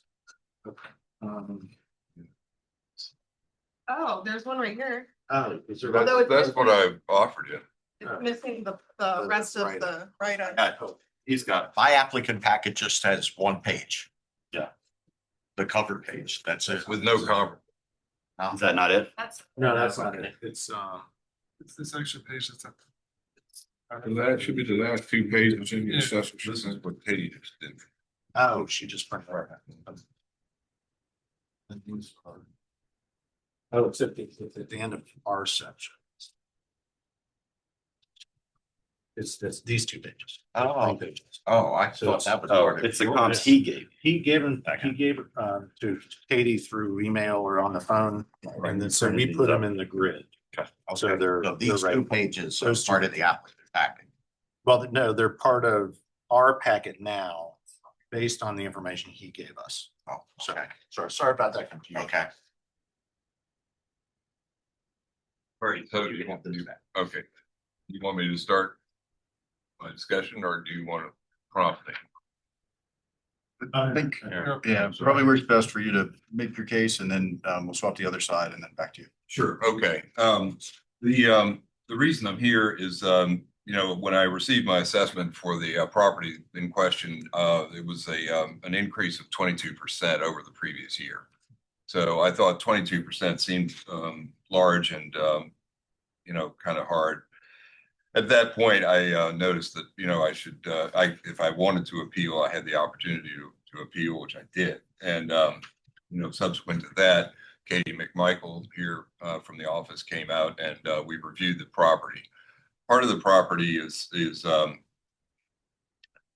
misclassified because evidently Albemarle County didn't know that there was a living quarters on it, although that's the way it was from 1951, I'm told. And I bought it in 2015 with that particular situation still existing. In other words, it was a living quarters and there were people living in it.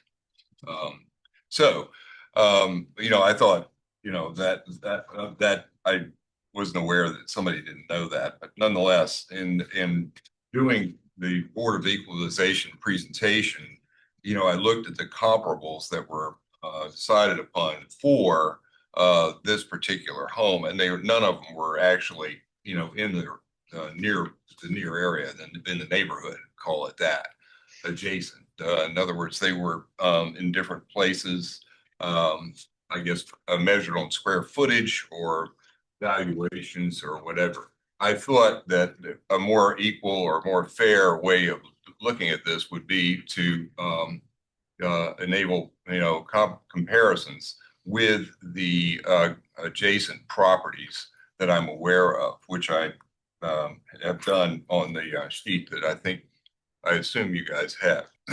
Excuse me. In looking at the land, and I think before we go into the improvements, the land is 16, just over 16 acres. But the majority of it, quite honestly, is sloped in such a way where the topography is such that I think anybody would agree. I don't know. Is that okay? I don't know, what does the red mean? Sorry. Critical slope. Okay, so critical slope. There you have it. Because of the proximity to Meacham's River, what I've done with the property since I've owned it has been to endeavor with the state by Thomas Jefferson Soil and Water, as well as the James River Association, to create riparian buffers to control erosion, which has been somewhat successful, although a couple of natural events such as Hurricane Helene brought in a real slowdown in what was going on there. At any rate, when I compared the value of the land to neighboring values, even if they were in land use, it seemed that my land was actually overvalued. So that I wanted to call to your attention. There's several of them here, and I'll just enumerate them as we're speaking. Again, I have 16.1 acres, and I guess we could say, and I have 2 home sites, both of which are occupied. Adjacent to me is a property 3445 Free Union Road, which is on your sheets also. 29, it's short, short pin 2985. And that particular property is 21.5 acres and is valued at 479.1, whereas my land is valued, excuse me, at 581. So my 16 acres is worth more, even with the steep slope, than the property 2985, which is 21.5 acres, is not a steep slope and is currently in land use.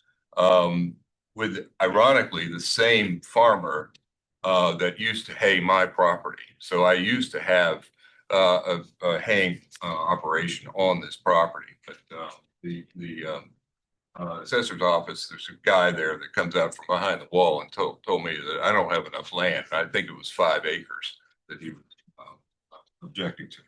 So that's item 1. Even if it's in land use, it seems to me that the market value, or whatever you want to call the land value, should be closer to what 21 acres is, minus the home site and the barn that's on that particular property. The second property is 3270 Horseshoe Bend, 29-73B and 29-80 are the short pin for those. Now on those, the total land value, there's 2 pieces there, as you noted. This total land value is $627,400 for 15, just over 16 acres. And in that particular case, it's far more arable. It is not what you're looking at over here with that steep slope. So once again, I'm going to draw a distinction with the steep slope characteristic of my property and the land that's on it. Excuse me. Then I wanted to just point out, how much time do I have? Probably about 90 seconds. Thank you. Okay. I point out that the home was neglected for a long time when I bought it in 2015. It did have a family of non-U.S. citizens living in the home that you didn't know about, and they were supposed to take care of it. And it involved a tremendous amount of cleanup when I purchased the property. That being the case, I have endeavored to fix things like windows and heating and gutters and roofs, all of which have been very expensive and, were necessary to and ensure the integrity of the building. I have not been able to finish a lot of what's going on in the interior. And as a result, as the site visit with Katie showed on some of the photographs, it still needs a lot of work. And that's been my biggest problem. So I question, whether the improvements at 1016 or 1,016,900 measure up to what its real market value is. And if the market value is what we're supposed to be talking about here, then that would be the question I have to the board on both cases. Is that 90 seconds? Yes, or maybe a little less. Thank you. All right, the assessor's office. So, if we're talking about land, the land value will be mainly based on how many homes is on the parcel.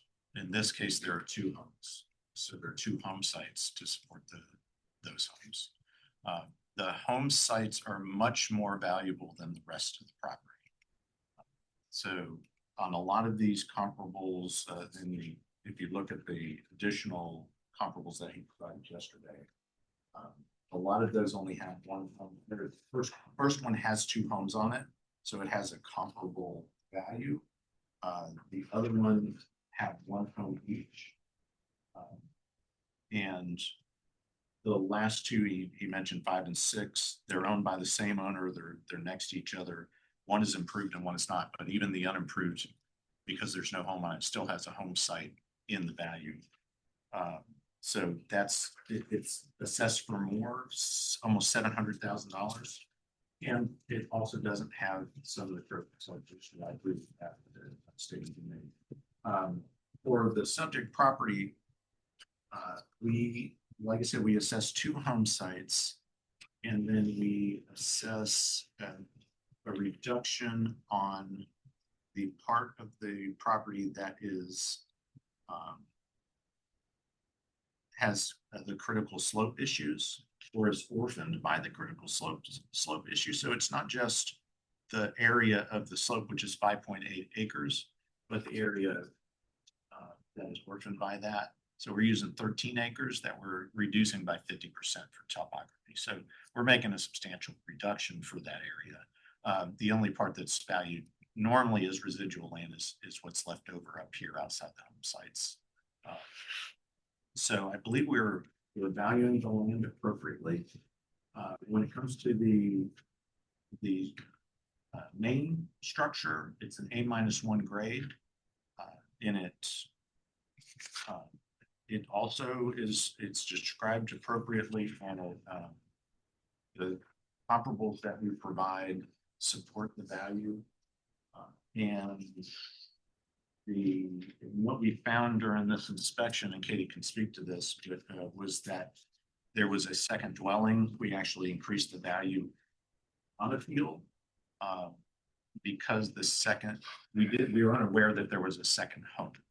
So, and that second home, we have both homes actually in fair condition. So we also agree that these are not in average condition for homes of their age, but we do believe that we have them appropriately described and assessed due to that. And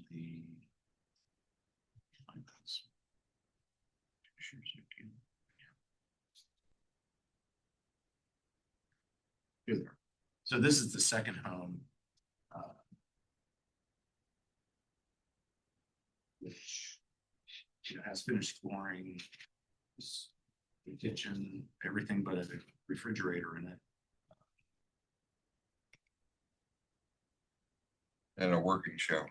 And a working showers, I understand, but a working bath. So we assess that second home and add that to the property value, along with the second home site. So I believe, is there anything to add, Kate? What size are the home sites? 2 acres, correct. two acre lots. During your visit to the property, did it seem to you that the house was $500,000 away from sellable condition? I'm not informed really on, I don't know that I can say how much it would cost to. Yeah, did the house, did it seem to you that the house needed much more work to be ready and to be in a condition to sell? Yeah, I would say it was in a state of being renovated, remodeled, so things were partially finished or not finished, and some of the features were pretty old. Are you talking about both buildings or the second floor? Yeah, I should specify. I think I was talking about the larger building. I was talking about the main one too. Okay. Primary, I should say. Okay.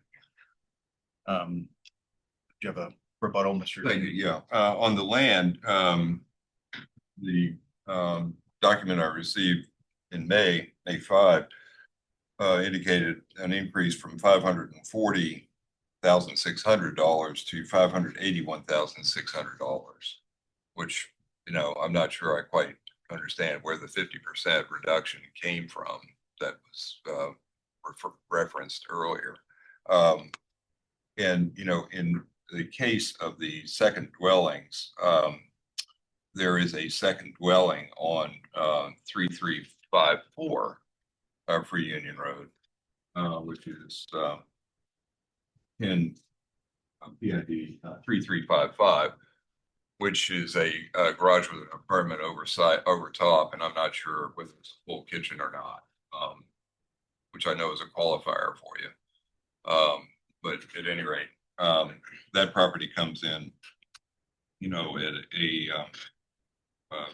$200,000 difference in mine.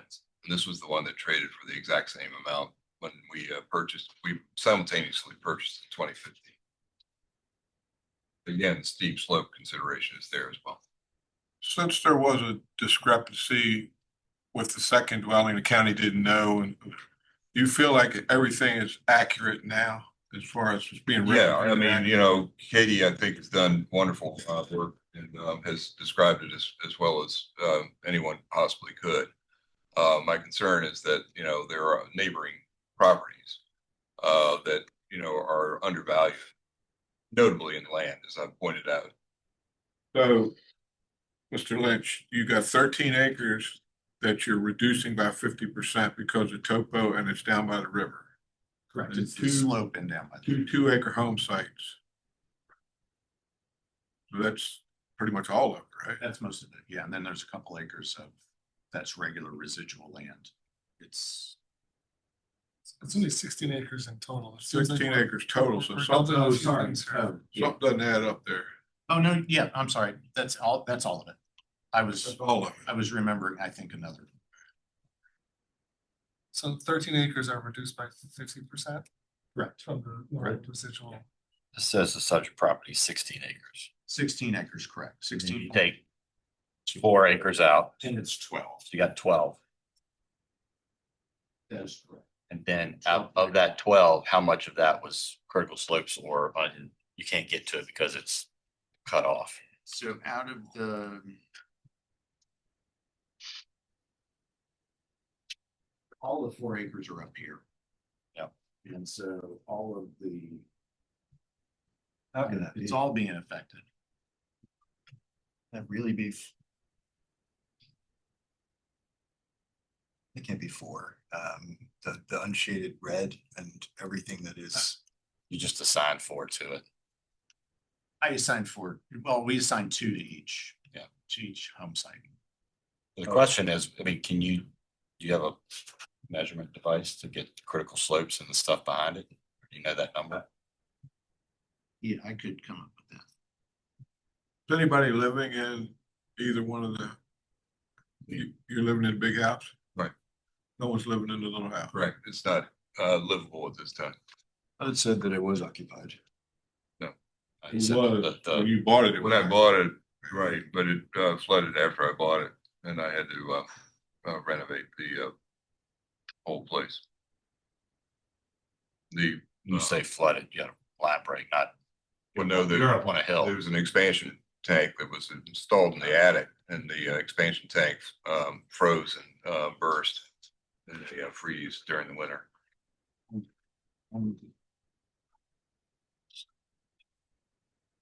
Shortly after I got there. 8.73 includes the orphaned area. And then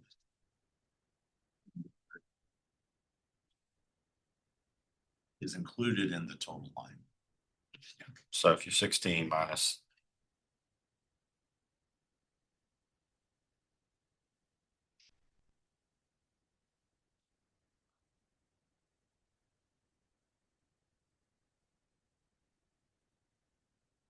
You got 3.4 and out there in the front yard.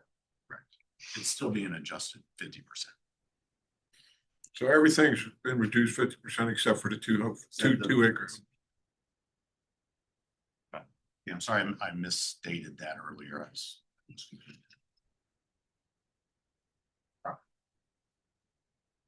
So you've been working on this construction project on the main home for 10 years. Correct. Do you have a rough idea of how much you've spent on that project? Well, and as I mentioned, roofing, windows, you know, the HVAC system and insulation. I would say totals around 500,000 at this point. My problem today is that contracting costs for renovation have skyrocketed, as you all, I'm sure, know. And every contractor that comes in wants around $400 a square foot to renovate the main house. And over 60, in fact, I'm 75. Good for you. Thank you. All right. Any further questions? For anyone, I suppose, for Mr. Daniel or for the assessor's office.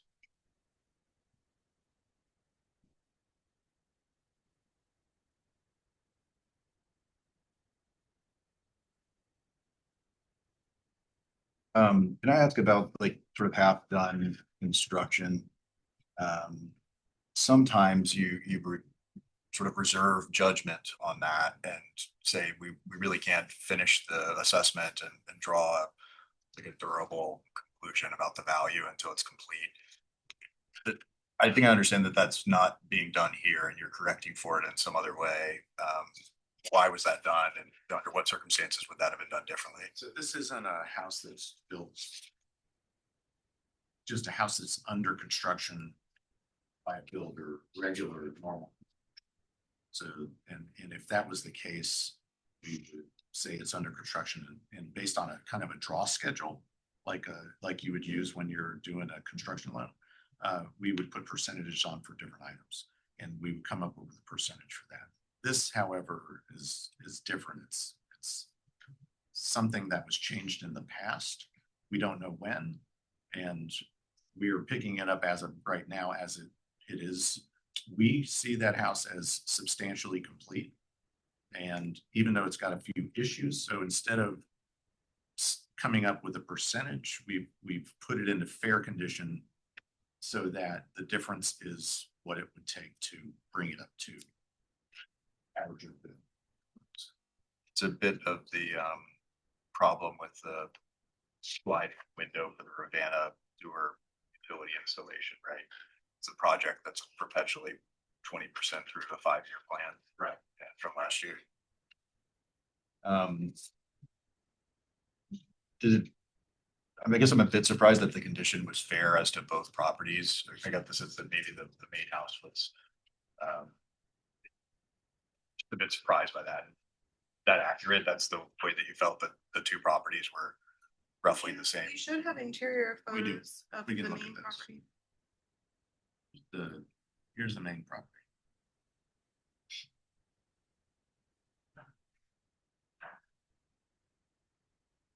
There are a few issues that you can see in the picture, but nothing. What are your big ticket renovation items remaining? Big pardon? What are your big ticket renovation items remaining? Right there is the biggest one.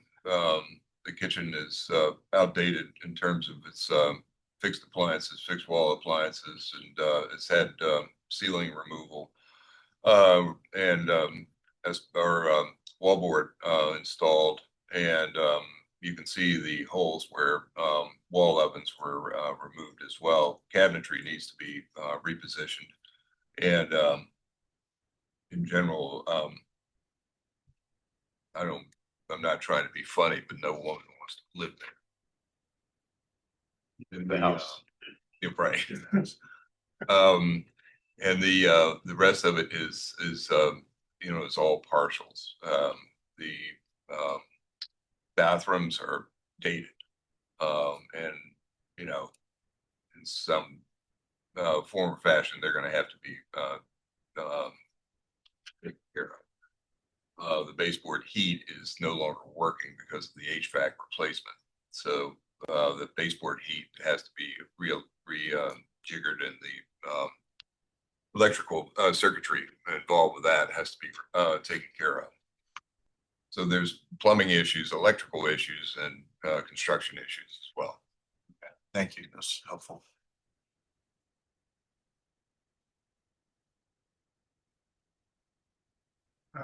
Can you help me get a rough sense of sort of the numbers here? So it's rated as A minus. And then you have condition, and then A/condition adjustment. So is that relative to a 1966 home? That's correct. Okay. So the A minus, this would not be an A minus if this was built today. Yeah. But in 1966, it would be considered A minus. Less depreciation for the age. Right, and so the 30% is the depreciation. Correct. Well, it's a combination of the age and the credit condition. So if the property were fully renovated, there wouldn't be the 30%. It would still have depreciation. So if it was fully renovated, it would be in at least good condition. Instead of. Yeah, it wouldn't even go just to average once it was renovated. It wouldn't be a 1966 typical home anymore. Yeah. It would be a renovated 1960. So let's say it was in good condition at that point. It would be 8% Instead of 30. So he's getting basically a 22% credit off the value right now for the ongoing renovations. That's correct. And in that situation, the total property value would go up to 1.857 million, which is about what, $250,000 or so. 275. Yep. What about the second home? That's a 49% reduction.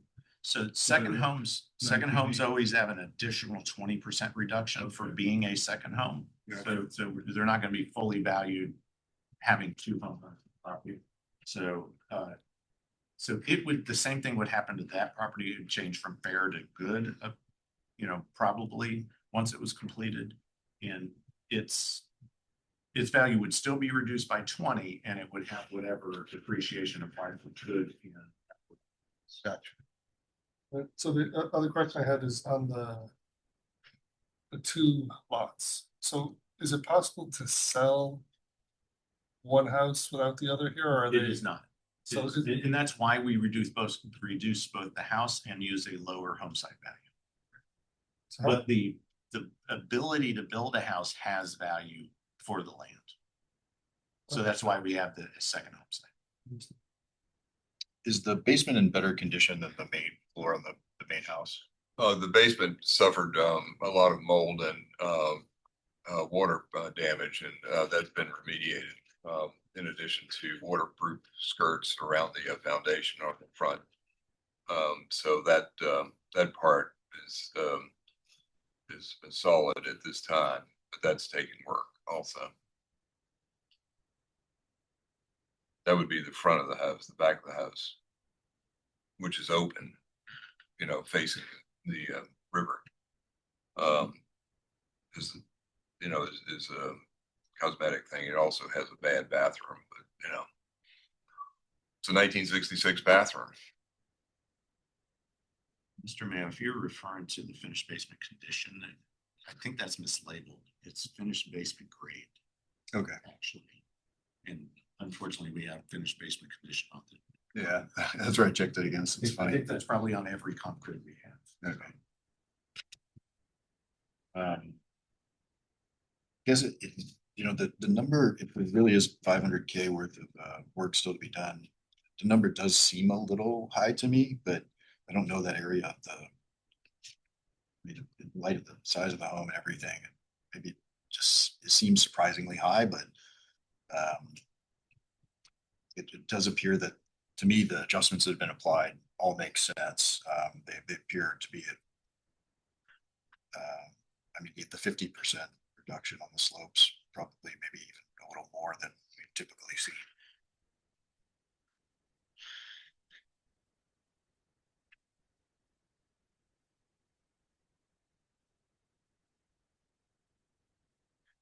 I'm not sure I've seen a lot of other properties in this condition with sort of, some rooms that were totally done and then other rooms that had the sort of half, finished drywall stuff. It makes the explanation from the assessor's office makes sense to me. I don't really have a better idea for how that should be different. So a whole lot of, hemming and hawing there, but. Anyone else have questions? What did you say the difference was gonna be between good and fair? And that's only It on was about $250,000, and that was just the main structure. the house. And I can tell you what both of them. What comes after fair on the way down the scale? It's poor, and poor is a lot worse condition than what we saw in those pictures. Even for the smaller home, Even for the smaller home. Yeah, I mean, there was plastic hanging and stuff, but there wasn't a lot of bad it condition. would not be poor. It would not be poor. The A-1 grade for the main house. Let me keep going back to grades. It seems high. No. Minus one in 1966, not now. Yeah, yeah. And then you did the depreciation. Correct. So is there a separate list of upgrades that were common in 1966? Stop this. Good job. That's more for the pretty good. Yeah. I think, may I just say one thing, Mr. Mayor? Sure. You know, which is, you know, again, I point out the fact that construction costs have skyrocketed, you know, and to get people to do work on places like this is a daunting task. And I've been through quite a few interviews as well as contractual obligations with contractors. And invariably, they're running into things that they don't count on or they don't want to work. In Albemarle County right now, it's more of an appeal to build a new home, tear down something and build a new home. My view is that the house had good bones and needed to be renovated when I bought it in 2015. But I had to do the necessary roof, windows. It was in 1966 condition and had not been tended to well. Okay. But it was the Northwood question. I think it was this question. If both were in good condition, it would be about $325,000 increase over the current value.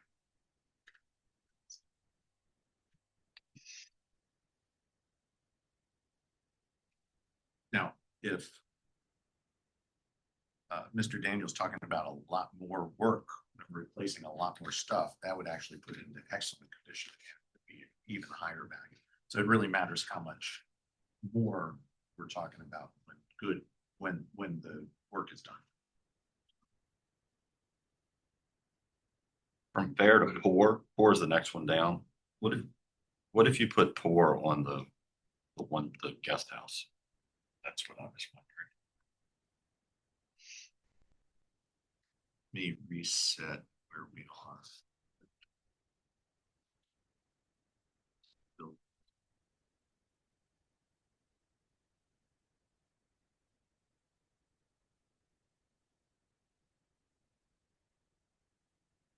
$1598, so it's $46,000 less.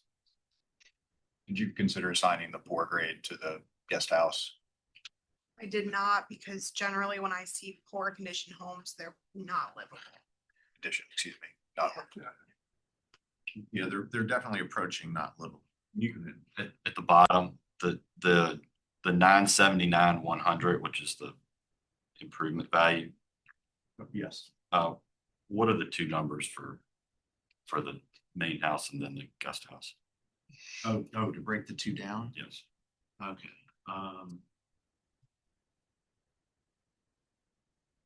The main house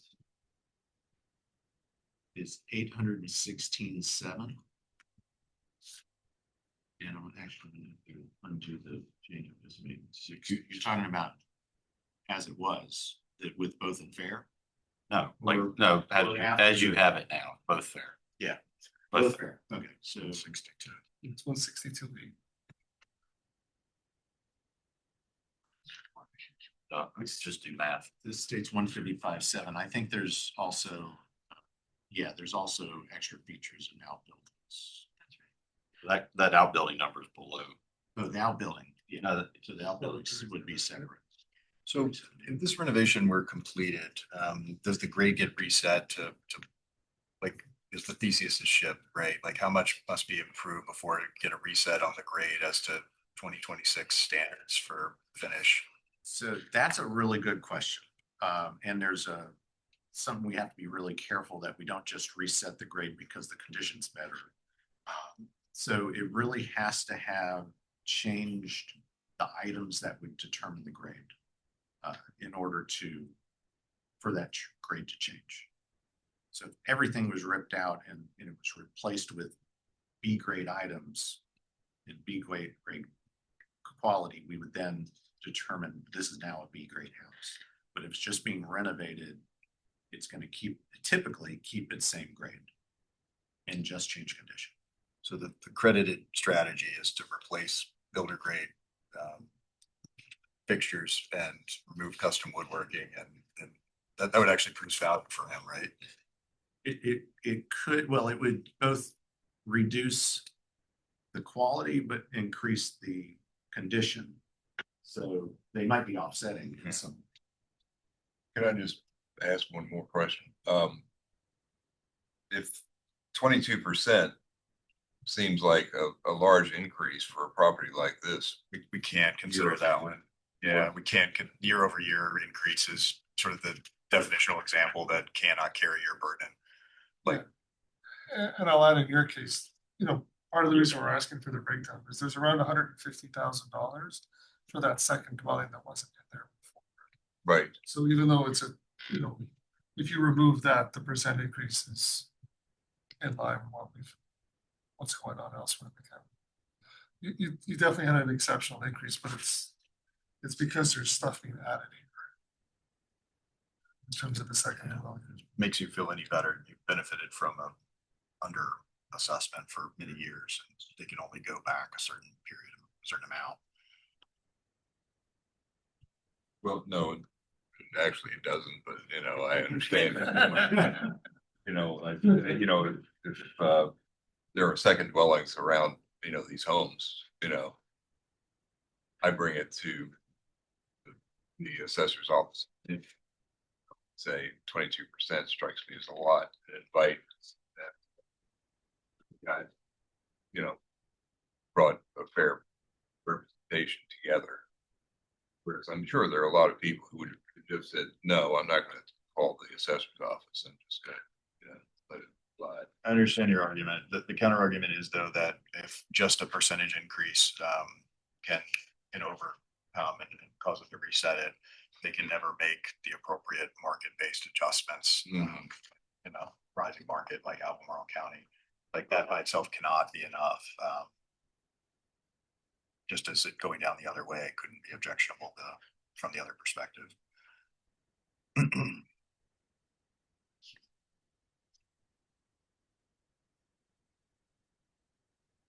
I understand the applicant's arguments. I'm empathetic to a number of them. It does seem like a lot of work still to be done. But I just can't really find a way to slot that feeling of dissatisfaction into a whole adjustment. Like every part of it that seems like we could adjust appears appropriate to me. Yeah, so, and I agree that there's already been a significant adjustment for the topography. There's already been, significant offsets for the fair value of the property. So there's already been a lot of, so normally what we have in terms of our discretion is sort of taken away because you can't really go below fair because the properties are habitable. And so that's sort of one avenue that's cut off. You're already getting the 50% cut on the topography. That's as high as you pretty much can get. And so everything, I mean, I agree with everything you said about the problems with the property. But it seems like the assessor's office is already addressing them. Yeah, I agree with that. There a motion with respect to application number 13?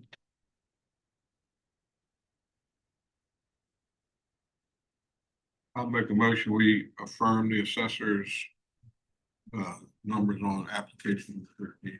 Thank you. Is there a second? Second. All in favor? Aye. All opposed? The assessor's office assessment for application number 13, property ID 3348 is affirmed. Thank you for your presentation, Mr. Daniel. Best of luck in finding your contractor. You might that. You might be your own contractor. Thank you for that too. Mr. I feel your pain. Lynch, could we go off the record for a second? Yes. All right, we're going to resume the May 29th meeting of the Board of Equalization for Albemarle County with application number 22, trustee of the ADB Trust, 2251 Carmargo Drive. And I'm going to make a note that Mr. Mayo has stepped out, but we'll be back when he's finished with his business.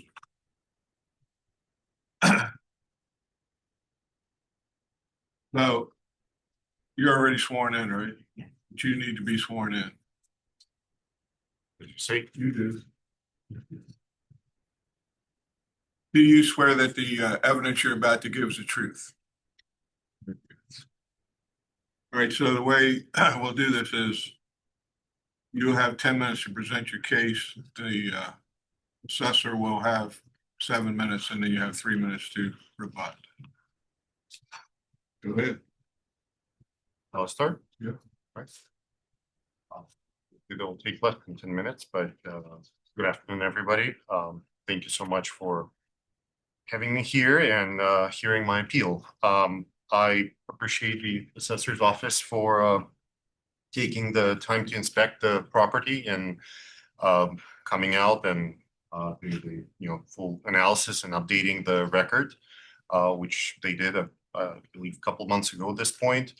And I'm here not to dispute the corrected square footage or the A1 quality grade or any basic, physical description of the home. I believe that is absolutely accurate, and I agree with the assessor. My appeal is solely focused on the fair market value. The current assessment is $1,317,800. And I'm requesting a modest reduction down to $1,250,000 with the land value being unchanged and the reduction applied only to the improvements. My concern is that the revised assessment still places my existing 2020 home too close to the 2025 new construction benchmark, which was sold in 2025 at 2255 Camargo Drive, which is our neighbors. I agree that the 2255 Camargo Drive is highly relevant. It is on the same street. It is also the same quality grade, A1, but it was built and sold in 2025 and sold obviously as new construction.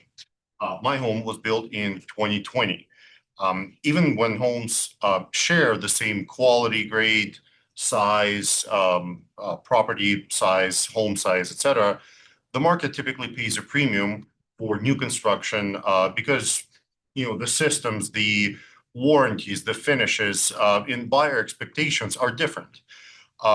So I understand the assessor used a broader set of comparables, because there are very limited recent sales in our neighborhood.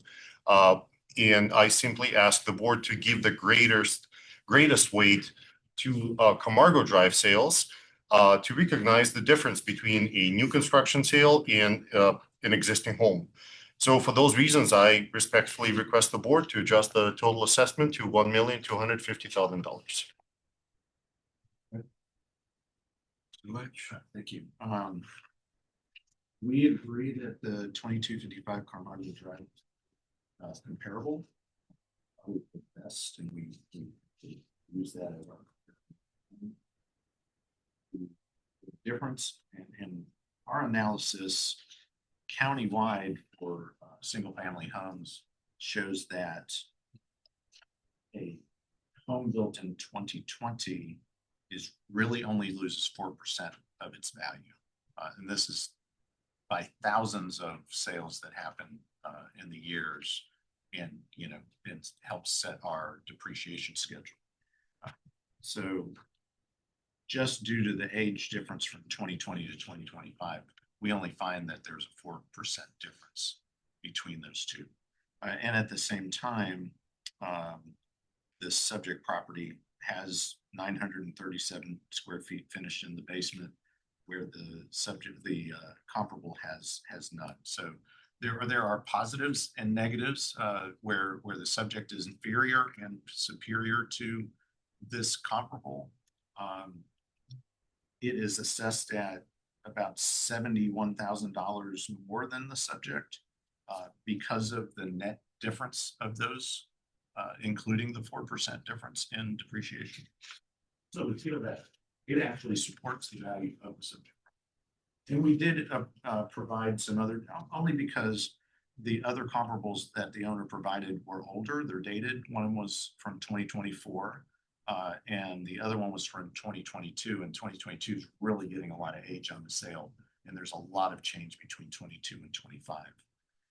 So we've provided some other two-story A-1 homes that are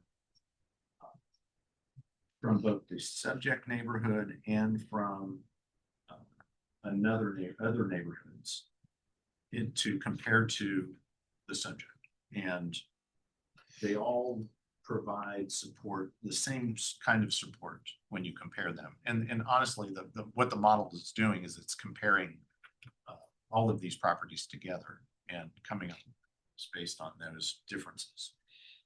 And we believe that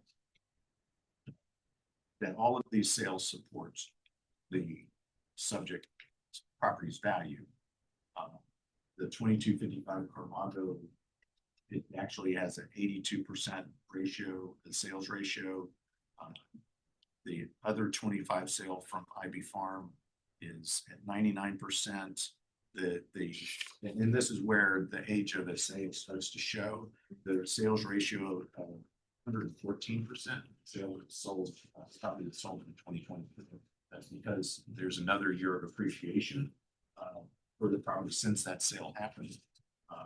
So all of this sales ratios, the descriptions being very similar, supports the value of the subject.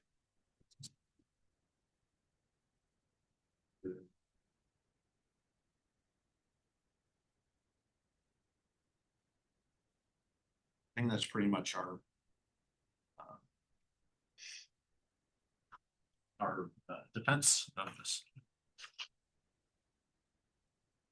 Any questions for the assessor? I got, You do? I'm looking at your age condition adjustment versus year built.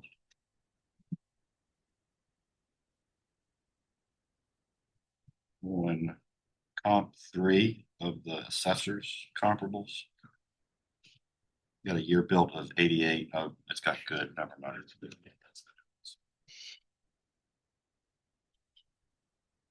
the higher than average Yeah. condition will adjust the depreciation.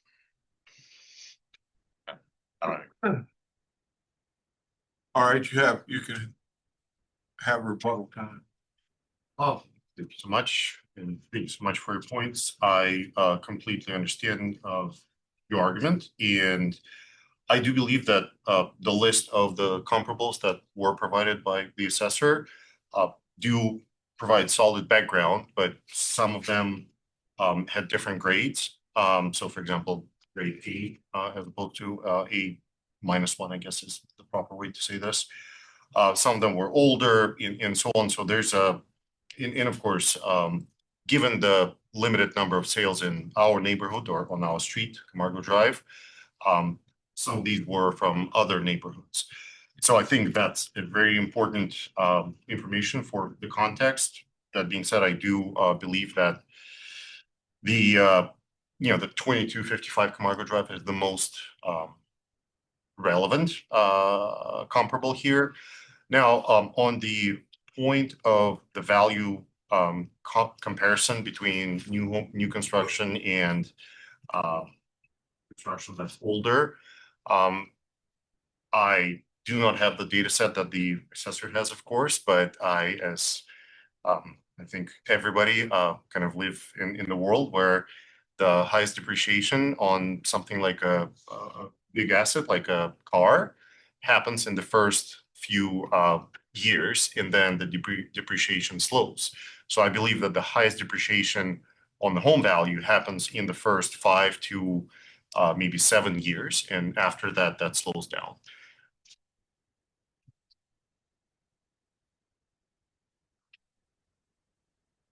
And that's why I'm here. That's why I'm asking the board to revise the assessment. Let me make sure I understand something. The 2255 Camargo, new construction, just sold for 1.6 million. Is that correct? So that's $340,000 or so over your assessed value. And yet we've agreed they're comparable homes, with the difference being 5 years or 6 years. So in the assessor's opinion, does the 5 or 6 years explain the $340,000 higher sale price? It does not. And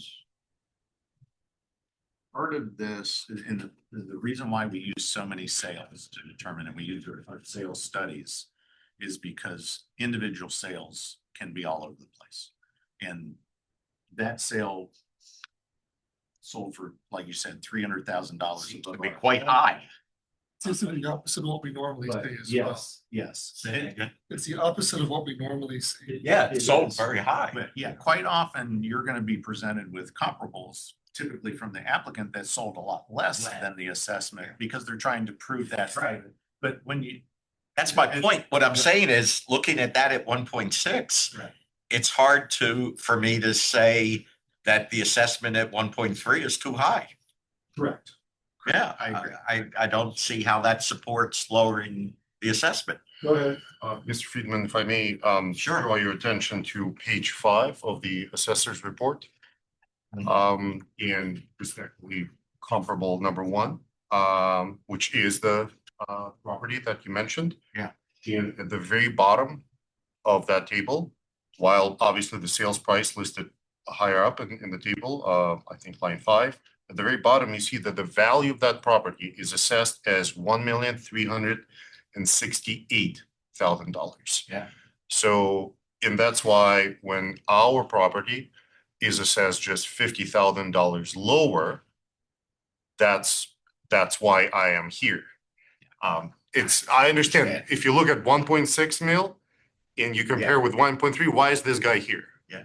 Of course, but when you look at the tax valuation, that's why I'm here. I got it.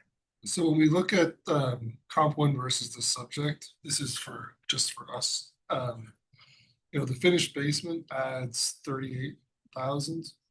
And then the age subtracts 4% of the value. And those are really, and there's gonna be other small differences in there. There's an extra bathroom in the subject property, probably in the basement. But those are really the only two differences, and I don't have any firm objection to either of those adjustments. You know, that value for the finished basement seems consistent with what we see, and as Mr. Lynch has said, the 4% is supported by the data in terms of what they see in the market. So if those are the only two differences, I don't see a way for us to adjust the value of this property. And that would be the case whether, you know, comp one sold for 1.1 million or 1.6 million. I'm just looking at how the assessed value of comp one was determined, and then looking at the subject, and I just see those two differences. And those both seem like reasonable adjustments. I don't see why we would change the age condition adjustment to be something other than 4%.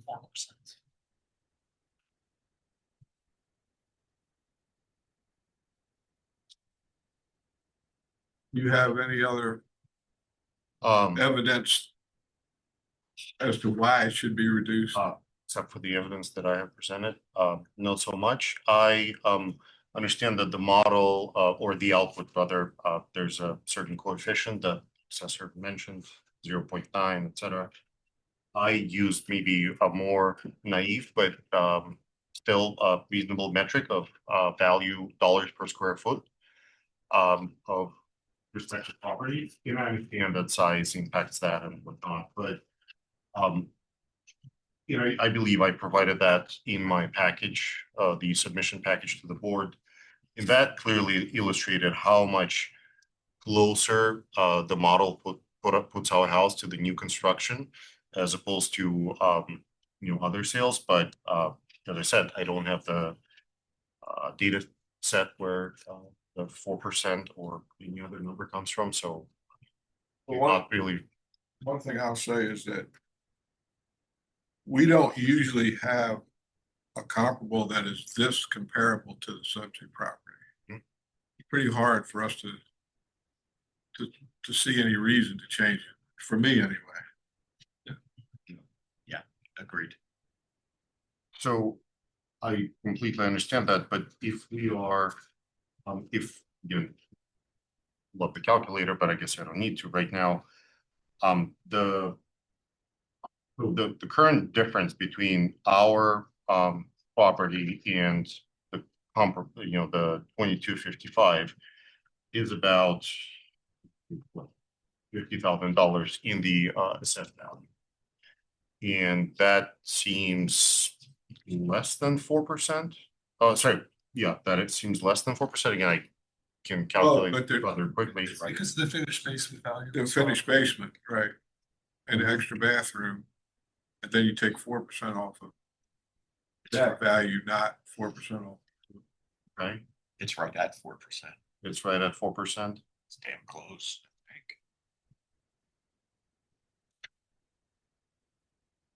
We run that.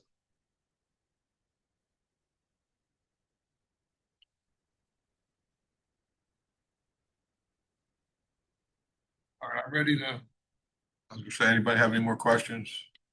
Just give me a sec. I'm running the numbers.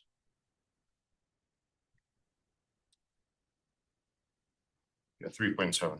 Yeah, it's real close.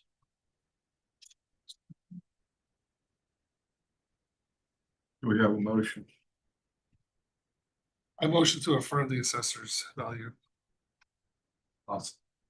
Sorry, what? No, yeah. Well, I apologize for interrupting the vote, but I understand the argument on, you know, we have finished basement and whatnot, but at the same time, isn't the comparable larger than our house? I'm trying to look for the square footage here.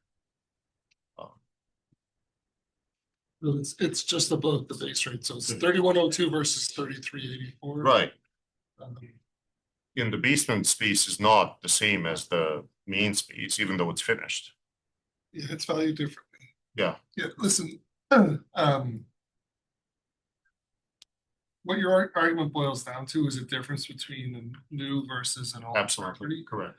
And the assessor's office has taken that into account through this 4% adjustment. We don't have any evidence that that 4% adjustment is incorrect. And that 4% is based on an algorithm. You apply that to everybody if there's an age difference. Exactly. Right. And so when you look at sort of what we have in front of us. Just for my interest after this meeting is done, where can I find that data set for the 4%? You can follow up with the assessor's office. All right, we have a motion. Do we have a second? I'll second it. All right, have a motion and a second. All in favor? Aye. Aye. Okay, motion passes unanimously, and that is for to affirm the assessors. Number of one. Yes, number 20, application number 22, 1,317,800 for 2251 Camargo Drive. Thank you. Thanks so much for your time. Again, for your work. So on that one, Dave, since I'm visible on the video, would you mind? So Steve, well, it took less than 30 minutes either way.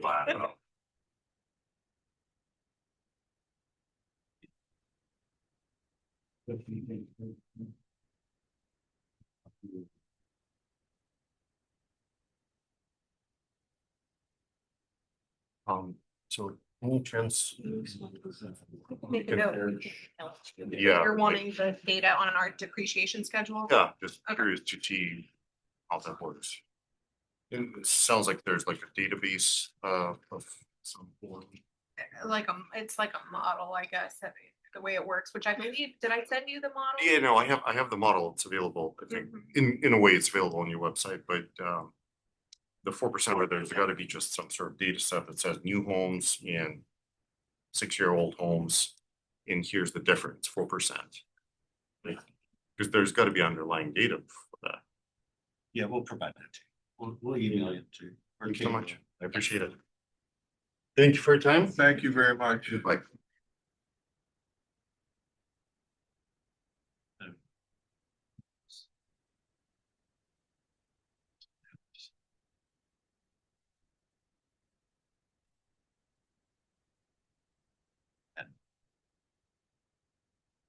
Those analogies to buying a farm is not really accurate. The car goes down in value. The house is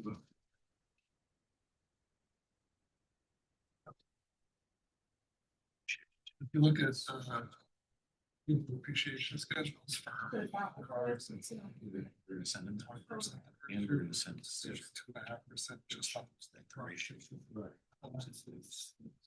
Overall. So getting to 4%. And then after a couple of years. And we're only gonna. And that's, appreciation assumes you do that. Right. Just send them this. Okay. Don't make. Yeah. These numbers, I don't know if they're up to date. Basically, this. Okay. I don't.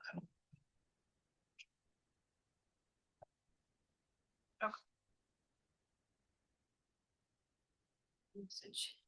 They're not late, but. Next is the Russian square mold. I guess it's the day of the year. We just need to. Okay. Okay. Doing the applications today. Application number 9. We're sorry, application number 16. Gregory W. Ferris, are you Mr. Ferris? Yeah.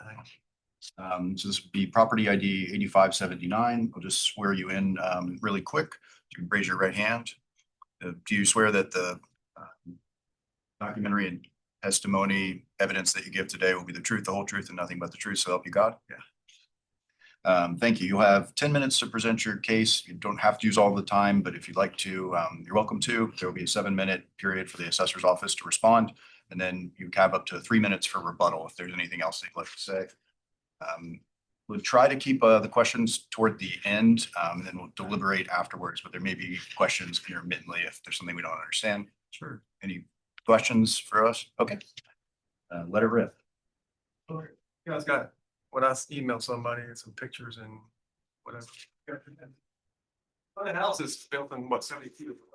There's been no major work done on that house since then. This is original, tops, cabinets. Only thing, the newest thing in there is the dishwasher, it's probably 5 years old. The fridge is over 20-some years old. My little sister bought that before she passed away. The ovens old. The bathrooms are original, except for the one upstairs that got redone, the flooding that got done. So the tubs, the tile, it's all original. That stairs falling apart. The shed's old and falling apart. The septic tank. The guy cleaned it out a month or so ago and said the piping tank to the back of the house is that old black I don't know what he called it, some material that starting to clog and you can't fix it. You got to replace it. So that's not doing good. He unclogged it a little bit. It's still got some stuff in it. The like I said, the basement hasn't been touched except for the flooding again. The flooring got redone with some old stuff. Some big wood snapped together. Had somebody put that in there. The basement rec room with some carpet and it's still got the original wood paneling that was put in from the 70s, and it's got like a coat of paint on it. The bedrooms upstairs, nothing's been done to them to repaint. Over 2 years old. So I'm just confused on how my house got valued higher. I mean, $20,000 and no work's been done to it. And then it was compared to a farm that's $1 million farm or so. And then some other houses that are better with pools. I picked another random house that might have been less. So I'm just confused on how my house is getting valued 20,000 more, no work done to it. My family owned that house. I bought it from my parents. And that was all work. Only work, like I said, it was from when flooding pipes, which I guess those pipes are still in there and something could happen again to the other pipes in the house. I mean, possibly, but yeah, I'm just confused on the pricing. So nothing's been done to that house, majorly. What happened? Not flood, but I'm sorry, it was but yeah, that's it. I mean, yeah, that's all I got to say. I'm just confused on the Okay. market value. Thank you. Did you have a chance to speak to the assessor's office before the appeal today about ask questions? I guess somebody, I don't know who, I can't remember who it was. Someone from the assessor's office. Yeah, I mean, they knocked, I think they valued the house 20-some thousand more. They knocked off like 1,700. But my house got reassessed last year, the year before, and somebody came out. I wasn't there. My mom was there, and they said, "Okay, you're right." And then they didn't make it the upper price that it got. They put it back to where it was at level. Mm-hmm. So I'm confused on why it didn't happen again because I've done nothing to that house. Okay. I don't know why I didn't. Stay the same when no work's been done to the house, and I'm not sure if the market's looking good with the people complaining about the economy. So I don't see how the housing market's looking good at this point. Okay. Thank you, sir. Could we hear from the assessor's office, please? All right, so just to set the stage, the market we're talking about is the market of 2025. The data that was up to January 1st of this year in Albemarle County definitely increased over that period of time from 24 to 25. And so the appreciation that is included on all properties in the county is based on the market changing. This home is a C+ graded home, and we provided comparables that are C to C+ grades. It's a split foyer home. Split foyers are actually pretty valuable in the market.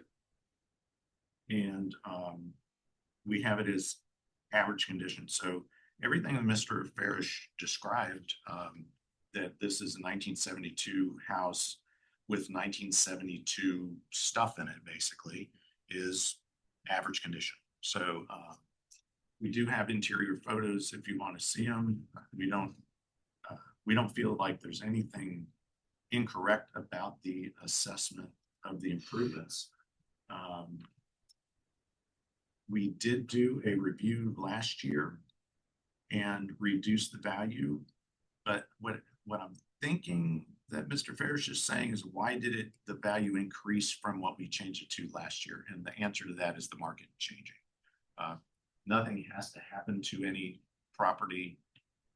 And the basis of the reassessment is actually that nothing has happened to any specific property, but it's the sales continue to increase that cause the values to go up. So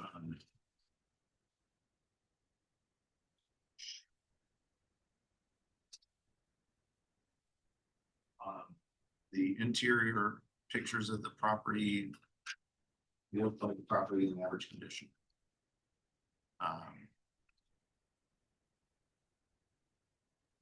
You know, the shed will be valued separately. That's not really has anything to do with the property itself. And of course, a home built in 1972 would be expected to have a few settlement cracks of different types, but nothing.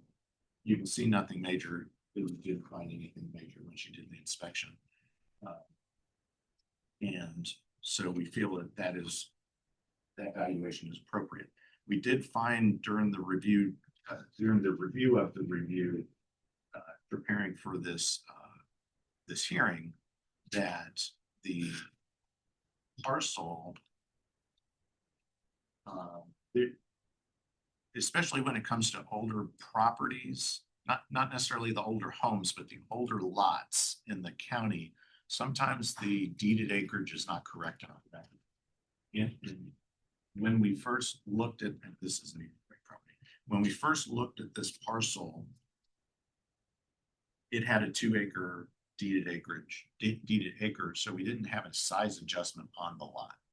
Is 2 acres is your typical. It is the basis of the valuation. However, when I was looking at this, I was thinking that didn't look like 2 acres. So we looked at the plats that we can find in the recorded documents and found that this actually is 1.0255 acres. So we changed that acreage, and we have not changed because it just happened as we're preparing for this hearing. We are asking you to actually change the value, reduce the land value, but so that the total value comes down to $433,500. So that's about a $13,000 reduction, I believe, $13,300. Otherwise, I think we're very well supported in our approved value. It's just the land value that needs to be adjusted based on that change. You should check the parcel across the street. We checked the ones that It's the same, like it's 1 acre too. Yeah. Oh, yes, we already did that. We've already looked into the strategy. You're talking about across the street right here. Yeah. Yeah, actually, we've checked all of these. So on page 6, you provide all what I think are the net need split level C+1 grade homes that sold in 2025. I don't think this is normally a table that you provide. Is this because the split level home is like a kind of a unique setup? Correct. And people pay a premium? People actually pay a premium for these homes, yes. They're typically not even built anymore. Right. But they do pay a premium. Our rate per square foot is one of the highest out of all of split levels. What's that? About split levels. Split foyer. It's foyers, basically. Pay a premium Very for both. similar. Yes. It was a shock to me also. I mean, it comes down to what the market is showing. I don't like them either. So it's fine. Style. They were back in the 60s and 70s, so they were where it was at. With paneling on the wall, so yeah, it's right. Yeah, Billy's saying basically it's become the new affordable home in this market and it's at that price point where. Well, it's not affordable at that price. It's sought after. Everything's And right. of course, that always pushes values up as people's. So when I look at the, I mean, for the split levels that are in the table in page 6. Mhm. You know, there's 365, 380, 410, 411, 470, so there's a bit of a range. They all seem to be similar square footage for the most part. All built around the same time. Is there something about this neighborhood that sort of pushes this towards the upper end of what we're seeing, average condition split levels?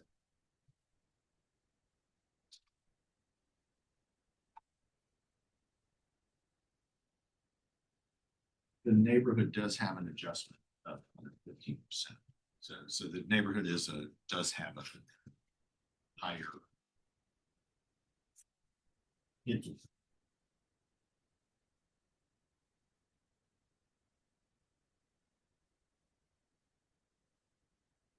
And then just to clarify, so so the acreage right now for the subject on the records is 2, but you're gonna change that to 1 and change. And how much does that reduce the value of the land value? The amount that it include that it decreases is 13,300. So it's gonna go from 113 To to 99,000. Correct. The total goes 433.5.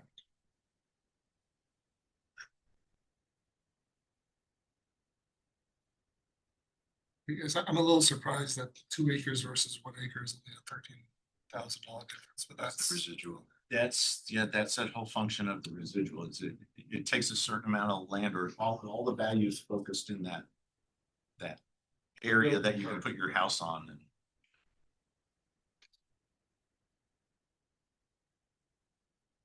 Value is your ability to build a house.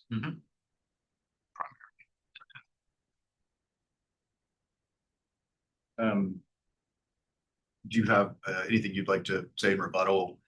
And I would be helpful also if you could address in rebuttal whether you consent to or wish to make an alternate proposal to the assessors, what they requested of us, which is to adjust for the acreage mistake that they've discovered. I mean, of course, it's just for that. You might say that's not enough, or you might say that's appropriate. But because the house itself still, has issues. I mean, old concrete, the bricks. He showed one little picture of that little door, but there's more, and they didn't show the picture of the back stairs where the stairs are coming apart, which have to be replaced. Or the back patio that's got cracked, and they had to open it up to get to the. I had to dig down to the foundation because we had a leak, so we had to open the concrete up and that wall in one corner of the house. So it's got kind of prone to leaking a little bit. I guess some big rainstorm happened. But I mean, other than that, I mean, I don't know. It's up to you guys, I guess. I'm just saying, I don't think my house is worth that much work been done to it. I'm not gonna. It's everybody's time and argue about it all day long. It's Another question just for us. So when we have an age adjustment for a house, like I'm very comfortable when it's a 4-year-old house versus a 1-year-old house, like because it's basically all the same stuff. Once a house hasn't been updated for 30 or 40 years, that age adjustment to me feels less reliable. Because the age adjustment is based on what the typical person does. So like on average, how much updates would there be in a house built at this time? And if this house has fewer of those updates, it feels like the age adjustment is not capturing this house. Does that make sense? Isn't that solved for by the way that they reset the grade based on the changes? So the grade is set and the house is built. So it's assigned a grade based on what was normal when this house was built. That's true. And but then the if they're- age adjustment is how you take care of it from that point. So if he went through and gutted his house completely and completely modernized, the age adjustment would no longer be minus 20%. It would be effectively zero. Yes, but the grade would also, I understood the assessor's office to explain that the grade would also be reset if there's a sufficient, if there's. At some point, yeah, but if you just update it, it's gonna be handled there. And so the issue that I'm having is with the age condition adjustment. I feel like that's telling me for the average house, that's this age, that's the appropriate adjustment. And as described by the, it doesn't feel like this is an average for the age of the house. It feels like there's a lot more original stuff in this house than you would typically see. But I think that's a function of the two components, the age and the condition. I don't know that we want to move off that curve because It's also the aging condition is not just what it would take, you know, a builder to put it back to Yep. whatever you say. It's also that number is based on what the market's paying for that condition, like what kind of discount it's going to give. And right now, we're buying things to renovate. So the more people that are willing to pay more just to get into Albemarle County and know they're going to have to put money into the building, it affects that age and condition, because that age and condition comes from some type of sales data, right? Oh, I'm sorry. Does that Yes. age and condition comes from sales data, right? Well, the age, the adjustment for the age condition combination comes from sales data. Right. Yes. The determination of what the condition is just comes from our kind of standards. Right. Is it a multiplicative function or is it additive as between age and condition to reach the combined number? So it's basically it's just a table that, let me see, I'll bring it back up. My point is, as more people are willing to pay more for a house in that condition, that 20% is going to move. Exactly. Basically, this is our schedule. So for an average, it shows over time what the percentage is in our table. How much the market is showing that it reduces the value based on its age. And then these other rows above it are the better conditions and the below it are the worse conditions. Now, and then we tie that into this report, which is the sales analysis, which takes, so starts with the newest homes, and then you see the ratios for each of those five. We don't do it by year, but we do in groups of 5 years. You see the ratios are right around 100%, all the way down until you get, I think, all the way back to 1930s when you finally are off on that. So this is our support for the model Go itself. back to the prior table. Sure. And these sales are only average condition homes that sold. Okay, Yeah. I was so average is right. What's below average? It is fair. Fair. Poor. Or we already described as Yes. uninhabitable. Poor is what's Well, uninhabitable. poor's approaching uninhabitable. Very poor is. Last year. Yeah, very poor is uninhabitable. So I guess my struggle, this is for us, is when I think of a house that's 40 or 50 years old that has what was put in 50 years ago, I have a hard time thinking that's average. Because to me, average is I've done a couple of things over, I've updated the bathrooms at least. I may have finished the cabinets, I may have replaced the counter, like there's, if I think of in my mind what an average would be, it would be to do a few of these things. So that's the part that I'm having a hard time with here. Is the house is in, it's well kept, like they've obviously taken very good care of their house, but it's all original stuff that's basically 50 years old. What's the, my guess is most houses are better than average because most people will update their home more. Older homes that have had specific, and our definition of average is based on the actual year built with no updates or renovations. It's not tied to the incident. So I absolutely understand what you're saying. Typical versus average. I'm thinking Exactly. typical. Exactly. Understood. Because we had the problem with the appraisers in the past saying, well, this is a brand new house. It's in excellent condition. Well, that's not what we're talking about. It is an excellent condition, but it's not, it's a comparative condition for each. So the only real opportunity that I see to address what what I understand the applicant is asking us to do, which is to look at the problems that he observed in his house and the condition, would be to downgrade from where it is to average to fair. Or we could make an adjustment for the functionality part. Like a functional obsolescence. Exactly. There's some reason that that's not the favorite way to do that, right? Yes, but not. But the function is really, most of the time, we try to limit that to actual function, like. Like it's a Like that weird kitchen I saw. Right. And that's Sorry, please go ahead. That's okay. I think that was as far as I had thought it through. I'm receptive to the description, which I think, the position is very understandable. Like I said, there's many problems here that aren't necessarily easily observed. But I just don't know if even if all those things were as bad or worse than was described, could bump it to fair, based on what I understand the description of fair to mean.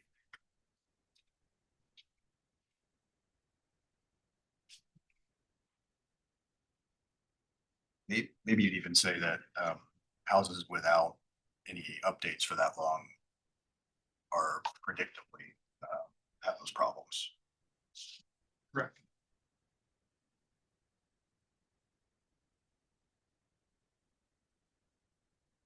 The other property we were looking at was in Fair, and it had holes in the drywall, stuff like that. The earlier one, yeah. Considered putting holes in the drywall. Yeah. I mean, the laundry room's got some. I obviously want to make the adjustment. I think that the assessor's office asked for. That seems like a no-brainer. Yep. So is the location adjustment because he's on a corner? No, that has to do with a section of the market area.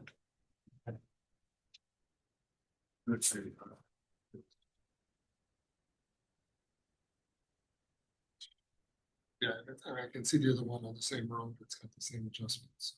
Yeah, so all of this whole area has the same adjustment for location.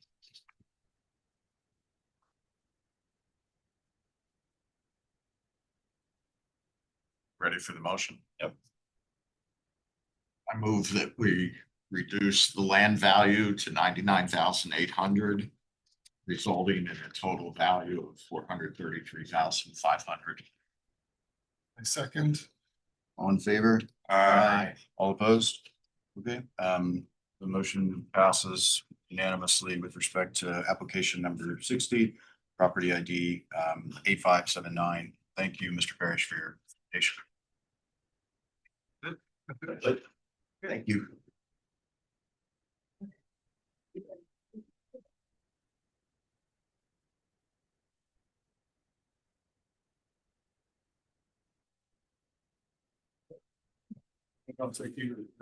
So are we gonna do this now? I guess we're gonna do this. I would love to just I'll make that up. Based on what the. get on to the Yeah. weekend. How much? You can tell me. something. Yeah. Weekend. Yeah, put the two together.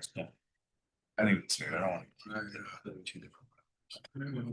Grandmother, grandfather, very. Well, what we can say, Jones are done to be. They took good care. You can say, we'll hear. They them moved into together their house now, 19 Otherwise. 40s, fine. that Come was- back and do the other When one. they some other left day. in 1990, it looked like brand new.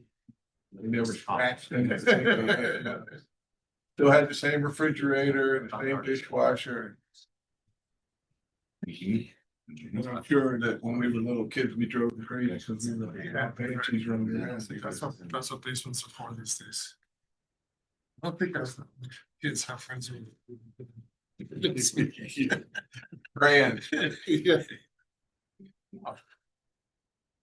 Hi, good afternoon. There. Hello, hello. Next meeting.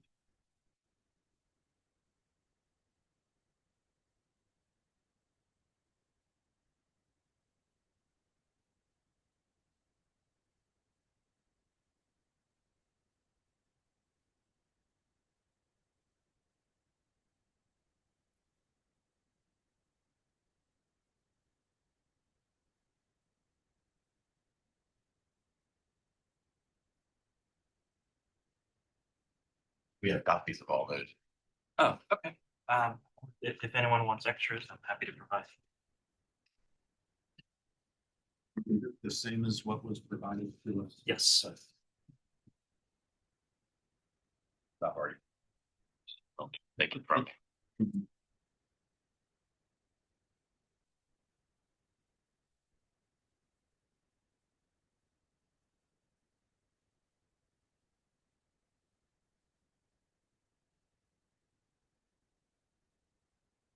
Ready to be sworn in?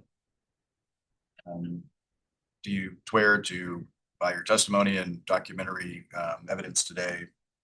I'm really butchering that. Do you? Swear to tell the whole truth, the whole truth, and nothing but the truth. Yeah. Yes. I do, and I swear. And for the assist. It's just gotten worse and worse. So we'll have, in theory, we could take up to 10 minutes to present, then a 7-minute section by the assessor's office, and then a 3-minute rebuttal period. I know everyone here, including the full-time staff, would be delighted to be able to leave by 5 if we could get through these things. If we can't, that is what it is. I understand you've had some scheduling issues today, but we'll start there and kind of see where we end up and make a decision as to the second one, if that's all right. Absolutely, yeah. I would like to. Sorry, but that leave any money on my pocket or something?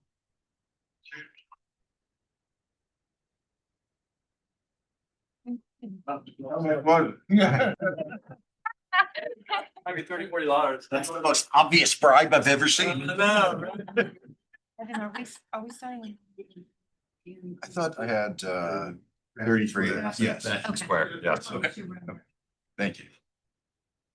Okay. The property under appeal is Fashion Square Assets in Charlottesville. This one, we're contesting the value, and before I begin, the indicated value and the requested value, this was provided because the leased fee value on our pro forma later on matches that value. However, it's not our requested value today. It's more of an extreme bottom end outlier of value. We believe that the current assessment of 11,483,000 is an extreme upper outlier. So the fair market value would be somewhere in the middle, perhaps the prior 25 tax year assessment. So that's I wanted to begin with that. So this property is currently occupied by the county, and the property owner has been attempting to lease up the property for about 3-4 years now without success. And I believe it could be due to the surrounding area in regards to nearby tenants. We understand that the nearby properties, there aren't many other tenants that would generate favorable foot traffic for any prospective tenants into this building. And we also understand that the cost value currently used did not increase the total square footage of the property. And we also want to point out on page 9 of 41, this is the assessment history of the project. There was a point in time where the improvement value was valued at 1,000, but we understand that was due to special circumstances, something about asbestos in the nearby adjacent property, and it was not a good market. But if we compare the 26 assessment value, this property is the highest value it's ever been. The square footage has not increased, and it's currently 33% occupied, 67% vacant, and it has remained such for about 4 years.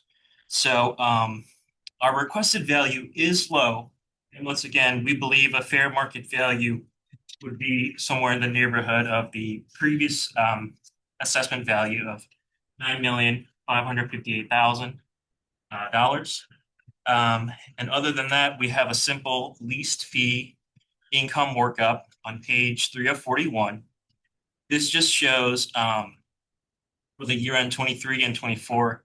This just takes the current rent, applies 21% operating expenses, and then we cap it out at 7.25. Again, that value is on the low range. It's just an illustration of how much this property is currently generating in terms of actual rent, not including the improvements paid for by the tenant. So while we understand that the cost approach captures the recent improvements to the property, it did not increase their income potential. That remains the same.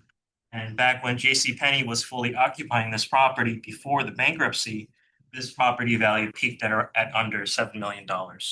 So that compared to now, assessment value of $11,483,000, while supported by the cost approach, seems to be a bit, in excess of fair market value. So we humbly request sort of like a midpoint value between the current year assessment value and prior year assessment values. And that's all I have for this one. Okay, thank you, Mr. Choi. Hi. So we do assess this property by the cost approach. And we do it in two sections based on the existing build out. The existing build out, the larger portion of it is still vacant. It was demised as department store when JCPenney operated the store, and it hasn't been changed since they left the store. The owner is advertising that vacant space for industrial use, not retail use, on a modified gross of $15 a square foot.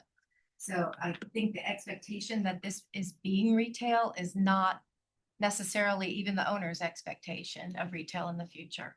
On the other side is the county, which is our public safety office center, and we have 32,140 square feet.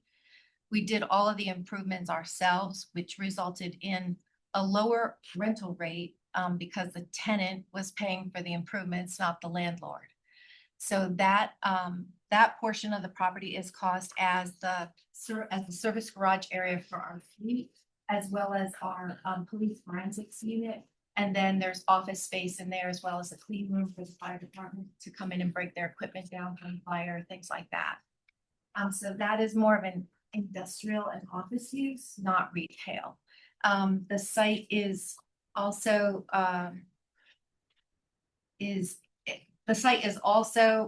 assessed by the sales comparison approach. I had some sales on page, I think 10 for this, the Southland District, which it is in the Route 21 BC.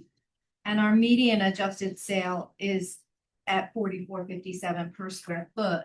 We set the base rate in the district below that at $40 a square foot. And after we adjusted for the size, the location, and the visibility of the site, we came in at $12.96 a square foot. That leaves the land at $5,741,300. Our total assessment is $11,483,000, and it reflects the fee simple interest in the property today. The vacant portion of the building is assessed with a depreciation of 80%. And we've equalized that to the Belk store and the Belk's men's store, which is also in the mall.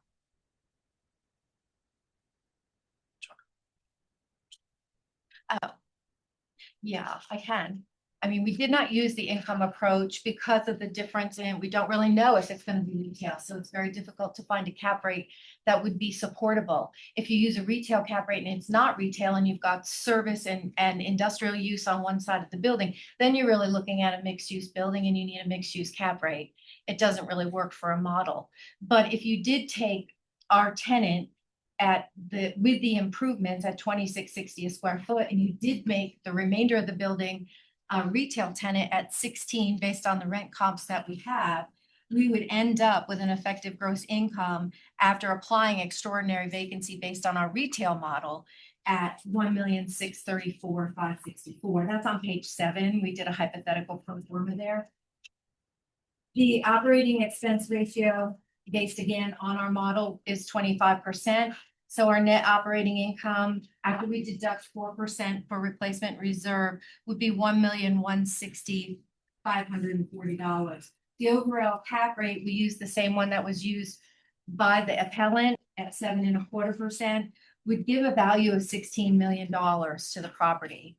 We don't believe that that is credible at this point in time, which is why we use cost of funds. So this area is the most valuable land in Albemarle County. And the only reason it's actually at $12 square foot is because it's so large. Yeah. But in these improvements are, we believe, appropriately described and valued. As you can see from the various, attempts at an income approach, the income approach is very difficult and unreliable in this case, and so that the cost approach should be relied on. And it is a solid approach and shows the fee simple value.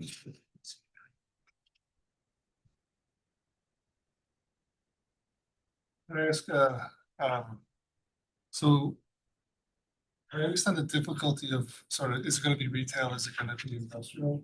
What I'd like to get a better understanding of is how much that assumption changes the implied value. So I can see in your hypothetical, if you assume retail outflows through. If you did the same thing and assumed industrial, how does it flow through in terms of the indicate? So, when you do you vary things. What if analysis? Yeah, it's kind of a what if analysis. Let's say if the cap rate was higher, let's say it was a property class that actually had a higher cap rate. If you were to change this analysis and use a 10% cap rate, the value would be $11,600,000 would be right where our value is today. And is 10% the typical cap rate for industrial? No, No. but that's actually high.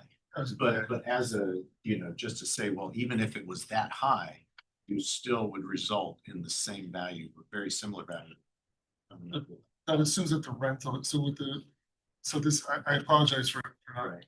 but how much if I'm renting to retail, so I pay a certain rent, would I be paying the same rent if it was an industrial? Because normally industrial use is much larger. Depends question in that it depends on what the landlord is willing to do for the tenant. I can tell you that industrial rents here are extremely high. They're not the $3, $4, and $5 square foot rents that you see in other places in the state. So if he wants to attract industrial, he'll probably have to knock in some dock high doors, additional dock high doors, or address some of the turnaround for trucks, for parking, that sort of thing. But he's got 500 spaces on that site. It's a 10.17 acre parcel. So, I mean, it could be industrial, it could be retail. We don't know. It's very difficult to support a value on we don't know. Right, but if, let's say if the rent was lower than the $16 that's included here, I mean, because the rent for the Albemarle, the tenant space that is already occupied is set. Yeah. But the other rent, if we were to lower that rent again, it would cause, and it's unlikely that you would be a 10% cap rate. So if you lower the rent, you would still have something in a cap rate in that same range. You're going to come up with something at least at our current value or higher. For example, on a warehouse rate 2 in this market, we have an 8 cap this year, which is generous.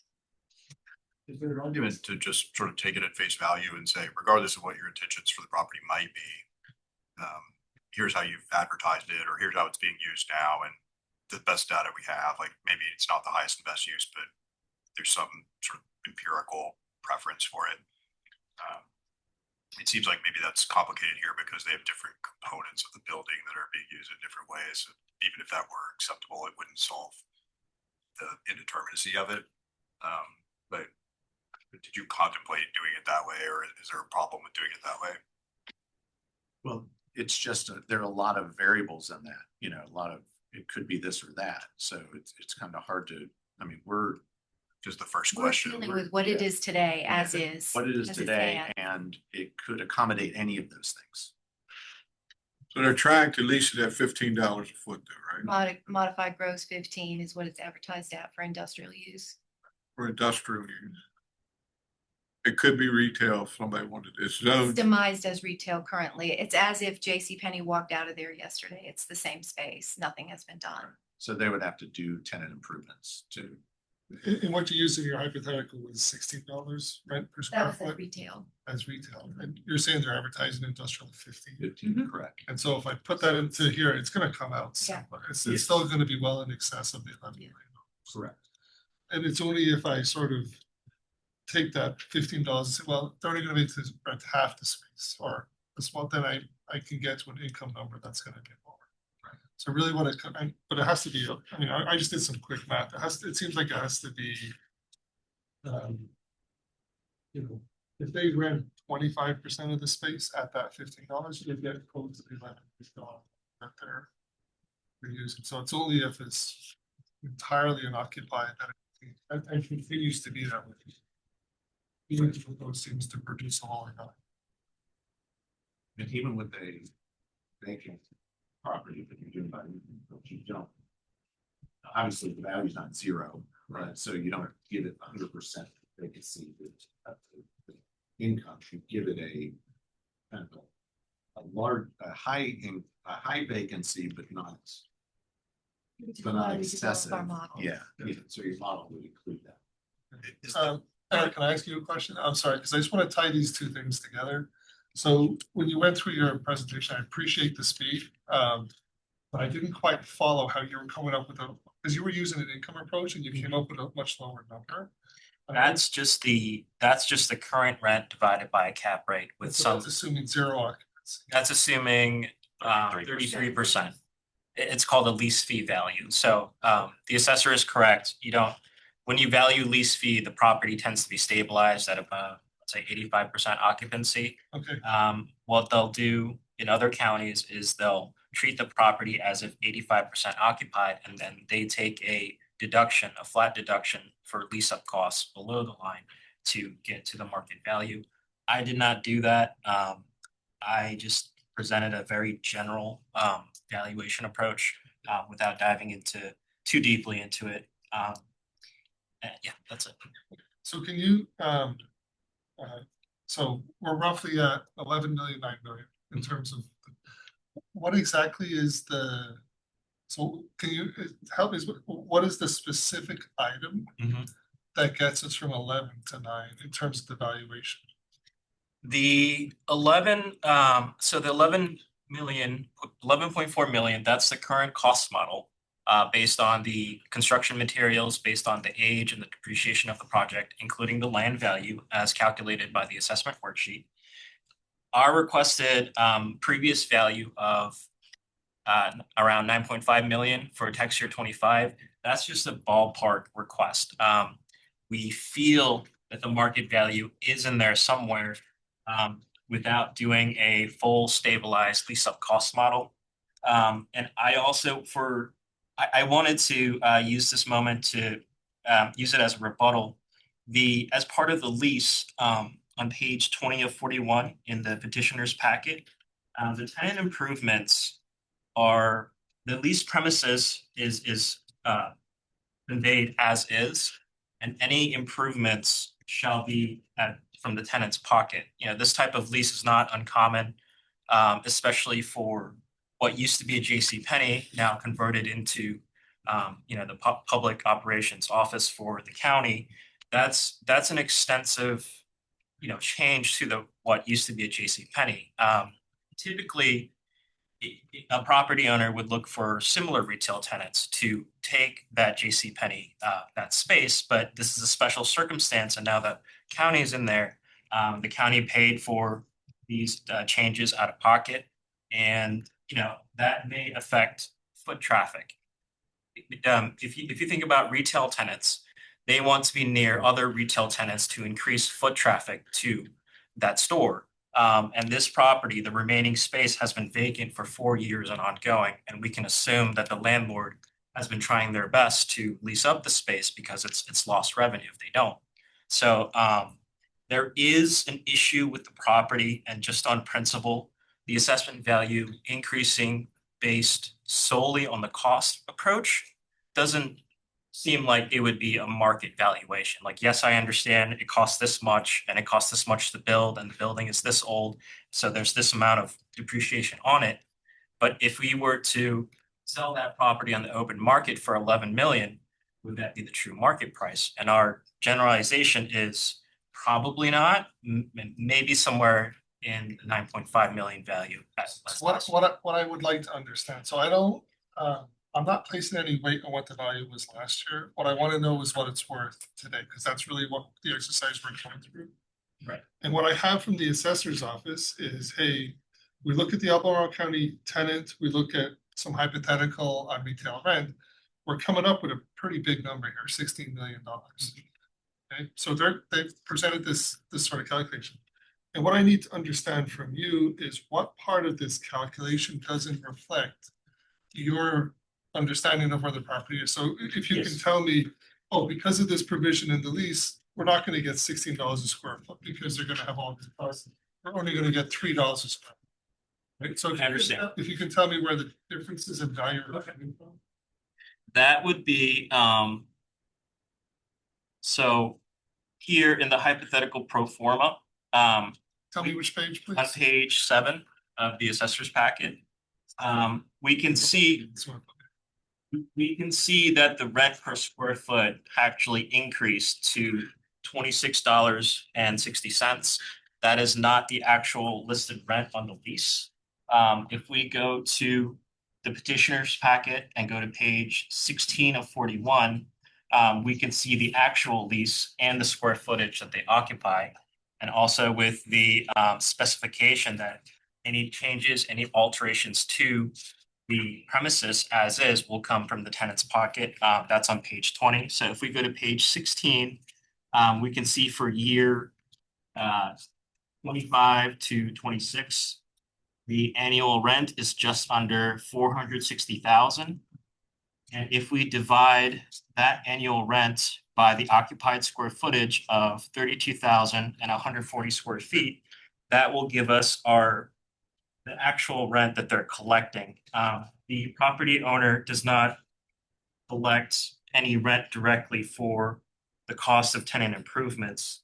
The actual amount that they collect is $459,681.08, which translates to $14.30 per square foot. So that would be the actual rent versus on page 7 of the assessor's packet, they have it at $26.60, which is purely based on the temporary cost that the tenant paid to alter the space to their liking. So that is not a reflection of market value. Very good. Okay, so if I look at that hypothetical pro forma, I can, you would say, okay, let's take the 855 and replace it with 459. That's in the total column. Because what we're actually collecting as rent is 459. It's not this 855, because that includes a bunch of money that was spent on improvements. So that's very helpful. How about for the next line item, the retail tenant market rent? 16 seems fair. It's higher than the listed rent. On CoStar, I would use $15 per square foot as the listed rent. How many leases in this market? They use an algorithm for it. They use an That's algorithm. why I gave you comps. And then the 64,000 square feet is. That's the vacant space currently. It's basically up to this. That's currently the vacant space, and the 15 is it's listed as the asking rent on CoStar, which is a public website. So I would assume that's what the owner wants.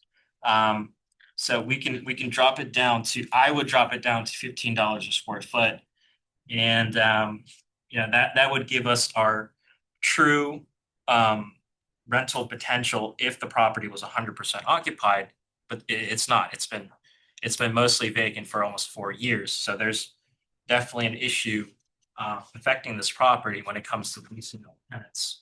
So, if we were to look at this property in the lens of 2026, what's wrong with this property? Why is it not leasing up tenants? There's something going on. So that's why I didn't really present like a discount for lease up approach, just more of a, hey, it's increasing rapidly and it's the highest it's ever been in its assessment history.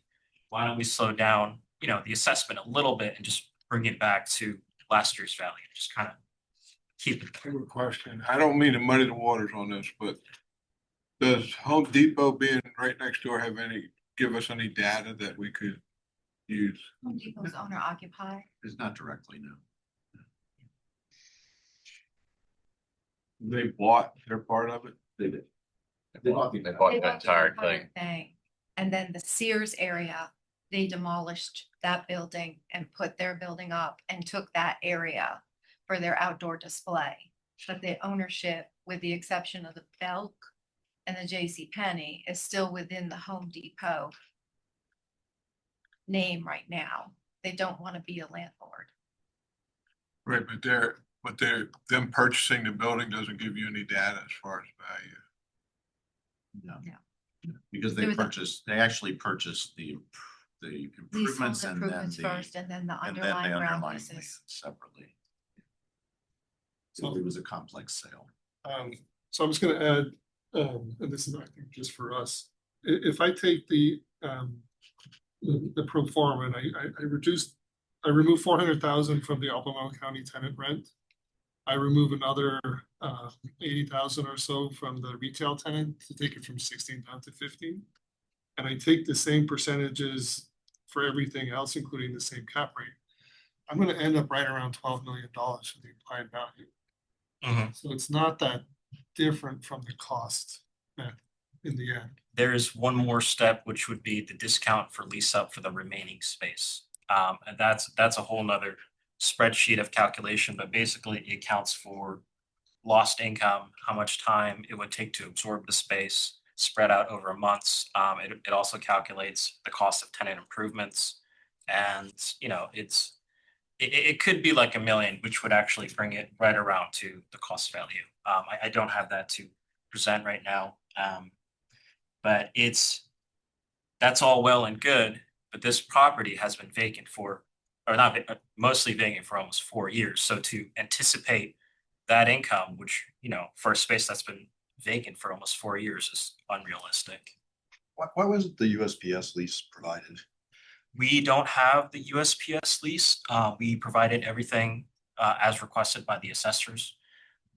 As far as we know, we don't believe there's a USPS lease. We don't have it on file. The assessors requested like itemization of all the expenses, which we provided. But as far as a USPS lease, we don't have it. And if we did, we would have provided it. Okay, so do you acknowledge that you earned income from the USPS through the lease of this property in 2024? I believe for 1 year they did. Okay, so it can't be true that there was no lease, right, with the US government? Yeah, that's correct. Ryan did not have the lease. We request everything at the beginning of the year. We saw that item and we assumed everything provided was the whole property, which we then confirmed with CoStar, confirming it at 33% occupied. So as far as we were aware, yeah, it seemed like a fluke. It could have been a lease, or it could have been a lease cancellation. Maybe they were about to move in and then they decided against it and they paid the cancellation fee. So as far as we know, there was no lease. So, Well, as far as we know, there Was a lease that was canceled, but we don't have a copy of it. we know it was canceled. I'm assuming it was canceled because I don't have a copy of it and they're not listed as a tenant on CoStar. Okay, but we know we have income like on our account, on your accounting statements from the Mhm. USPS. Yes, one time. In Well, 2024. Yeah. I gotta tell you, I find this like very disingenuous. Like, I think I asked the exact same question last year. It's just very hard to follow your analysis where you're sort of saying like, well, we don't know what this could be worth. And like, we have to attack it a certain way when there's easily ascertainable information that you've declined to provide to the county. And look, I mean, I predict you're the expert here and you're running the strategy with the highest expected value, but like, I can't really follow you much further than that when there's information that's clearly relevant to that approach that has been withheld. I just sort of end up feeling like I can't really go any further than that. I'm just, I think you guys already said this, so this, we're sitting here today trying to figure out the value of the Fashion Square Mall. And we're going to assume a certain amount of usage going forward, even though it's vacant right now. That approach, that's how you do it, and that's the case even if you would expect in the next 4 years there'll be no tenants, right? You always assume something, even if it were the case, you could say, well, I don't think anyone's actually gonna rent. Is that fair? No, we use the cost approach for this type of property. Yeah, and I don't think we would necessarily expect it not to lease in the next. Yeah, few years or anything. So I don't think that's true of this property. I'm just saying, if it were a property that you're uncertain anyone would rent it, would you still use sort of these generic formulas where it's like, oh, we assume a 33% usage, or No. is that sort of a standard approach? I mean, we have a model for each property type, so we would look at what is extraordinary vacancy for a property like that in the market. Okay. And then based on the vacancy, we have a schedule of what we would apply. What percentage you What would percent actually we would use to actually achieve apply. that? Okay. Because, I mean, so the And that's difficult- what we mentioned in the extraordinary vacancy for retail space only. I applied what we normally would apply for that vacancy to that portion of the income that's unknown. Okay, because I mean, the difficulty that I'm having is if you're using this income approach, which, Mr. Choi is sort of arguing for the income approach. If you assume there will never be another tenant other than Albemarle County, you end up at the $5 million number. If you assume anything in terms of new retail tenants, you end up at 16 million. And so you have an enormous range, depending on, and it's all based on the assumption of what's going to happen in terms of the rental. Which So is why we fall back that's on why it. you- Cost. And we don't think you'd ever be back to the $5 million number anyway, because despite the fact that as he pointed out, the rent doesn't include the tenant improvements. The tenant improvements were done and they're owned by the owner of the property. Right, so they improve it at the Tenant lease, cost. they're still there. So whether they pay for it or not, it matters that they exist. Yeah. So we've imputed it into a rent, but if you don't impute it in the rent, like you were talking about adjusting it, you would then have to add that value at the bottom. So. I think we're gonna be time for the next one. We probably want to try to wind up. I think I heard you, I think I understood you to have used your rebuttal time earlier, Mr. Choi. Is that correct? Okay. Anything further? Should we? Let's see if there's a motion. Perhaps there's not, perhaps we need to deliver more, but. Kind of feel like we're looking around and finding not any more certainty than we began with. No, I mean, there's a lot of flexibility in what you assume here. And what I've heard, and what I believe to be the case, is that the assumptions that the assessor's office is using are reasonable. And so if we're gonna presume that we're gonna use the presumption as our starting point, I see no reason to deviate from what the assessor's office is telling us. So I understand that there's a large range. I don't see anything in the packet that convinces me that the space is going to remain unleased for the next few years. And that's really what I'm looking for to sort of take, imply a lower value using the theme approach. So in the absence of not having that information, I fully agree with using the cost approach, and that's where we're at. Is that a motion? Yeah, so my motion is to leave the assessment as is. I'll second that. All in favor? Aye. All opposed? Okay, application number 33, property ID 22167 is affirmed.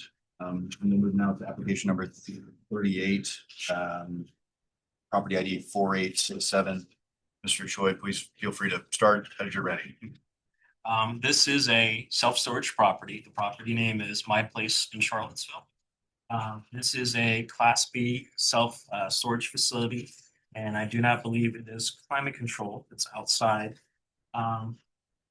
We are appealing the 2026 assessment value based on the annual performance provided in the appeal packet. We have the annual statements for 23, 24, and 25 presented on page 3 of 23. So the base rent as shown is not the base rent, but the gross rent that was collected for the year. So the base rent will match the total revenue. And then as for the operating expenses, we use the actual operating expenses on the annual statements. And then we subtract those expenses from the gross income for our net operating income. For 24 and 25, it seems to trend around in the 300,000 range. Year-end 23 was around in the 360,000 range. So year-end 23 was a much better year than the last two recent years. And we used a overall capitalization rate of 6.25%, which is typical for the Class B, this kind of property. And we have a leased fee income value of $1,745,100 for year-end 25, and we have $5,060,500 for year-end 24. Our requested value for tax year 26 is the year-end 24 leased fee income value of $5,060,500, strictly off the annual statements. So that is a summary of our appeal and our requested value reduction for. Thank you, Mr. Choi. Okay, so property was last sold in March of 2022. The consideration was $6,586,555. We have the current assessment at $5,567,800, and that's a reduction of 14.88% from the prior year. We follow the income approach for this property type, and they presented both 2024 and 2025 revenues. However, we have to use the 2024 revenues for this year in fairness to all property owners. So we've used the actual revenue reported by the property, which accounts for the above market vacancy. This property is partially climate controlled and partially outside units that are non-climate controlled. They run an occupancy that's significantly higher than what the vacancy in the market is. Their occupancy was, I think, better prior to the time that the property was purchased because it used to have on-site staff management. It's been changed over to a kiosk. So there's some issues of like, how do you get support? What if the gate doesn't open? What if I go there late at night? That sort of thing. So I think that may have impacted their vacancy rates, but I'm not really sure. In any event, we follow a model, and I presented that model on it should be page 6, I believe, of your packet. And when the operating expenses drop outside the range of the expense class for that property, we default to that expense class. So for example, for this year, they had 38.68% as an expense ratio. That's outside the variation, we allow a 5%. And so as expense class 1, we used expenses of 30% for that year. We use a 4% replacement reserve, and we also use the same 6.25% cap rate. The value is $5,567,800. It's done by the model. It's fair and equitable to everybody that's in the same property type. So, just want to clarify the wording. We consider the actual expenses. Right. But we use the model expenses if it falls outside. Outside, I think you might have said that 5%. Sorry. differently. I just It's wanna a make little sure late. that's clear. So, and that is found by analyzing several, all of the mini storages that we have in the county. And that's how we set our expense levels or expense classes that determine that expense ratio. And essentially is the difference between the. Are there any cases where, so you have your standard 30%, they came in at 38? Are there any situations in which you'll just use the 38, or do you always do the 30? Like, is there? Based on the model, I use whatever the expense class is. If they're outside that range by 5% less or 5% more, they fall to the model and we equalize it in the model. Right, so 25 to 35, we would use anything in fell in that range. So But it's, if it was over 35 or under 25, which could go either way. so there's no way for someone to sort of convince you that, no, we have these legitimate expenses because. I think their expense ratio is off in this case because their occupancy is lower than the market. They go hand in hand, I get that Yeah, part. yeah. So it's fixed cost and variable. Right, they have a Right. fixed cost to I keep got the door open and they just So don't that's- have the occupancy to get to that range.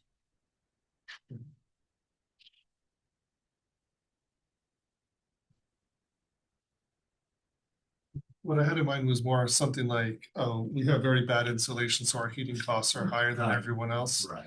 And so we really should be at 38, but that's not possible for someone to come in with that type of argument. They could come in with that type of, I don't think that's being made here. First of all, I don't think any of these are. There are some climate Oh, there's some control, there's some, climate control. it's a mixed I know it's an old- property and it's older. So if they come in at 35%, you'd use 35% it. instead of 30. Exactly. Thank you, Mr. Now we got it. Just thought I'd say it out loud.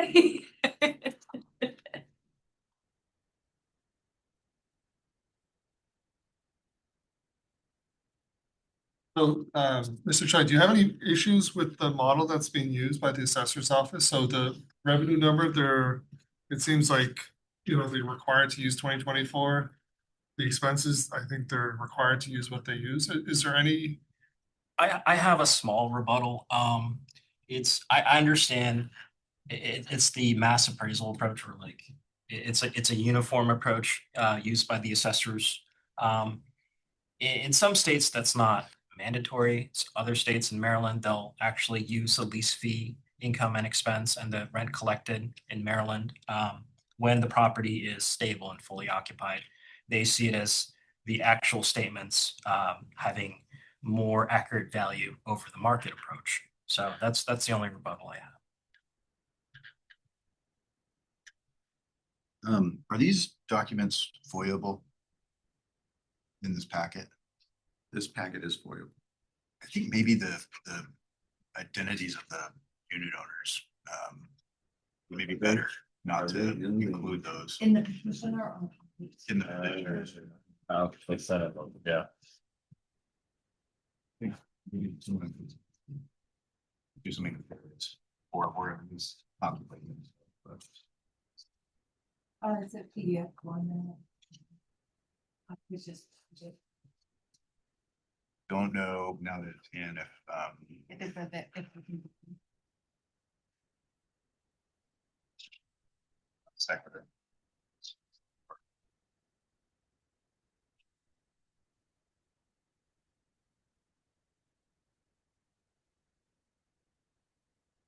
I could, yeah. I knew this would be avoided. That's helpful, but if it's too late, then. Yeah, I appreciate the suggestion, but I think now these are public records, not mine, they're in.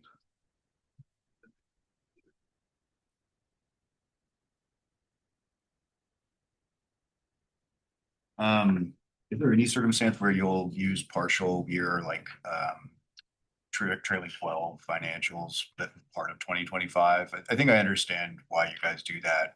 It's a little bit hard to square sometimes when we think about the focus on last 12 months comparables for the residential. I know you different rules, but or is it uniformly like we'll never use even portion of Yeah, the 25? there are situations in which we will use some different information besides the actuals from a year, and that's if the property has actually changed drastically.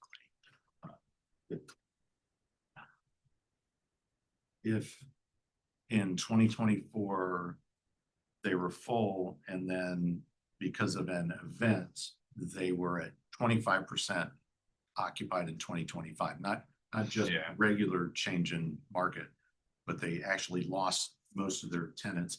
That would be a drastic change to the property itself, but just the change in rents over that year period isn't a reason why we would use a different. There's a sandbagging concern also, right? They can, they don't have to close the financials, the 2025 financials till probably, before.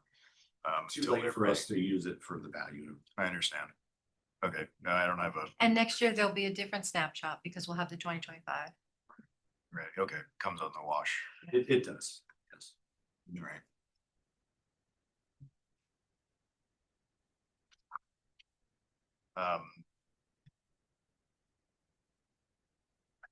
Yeah, sure.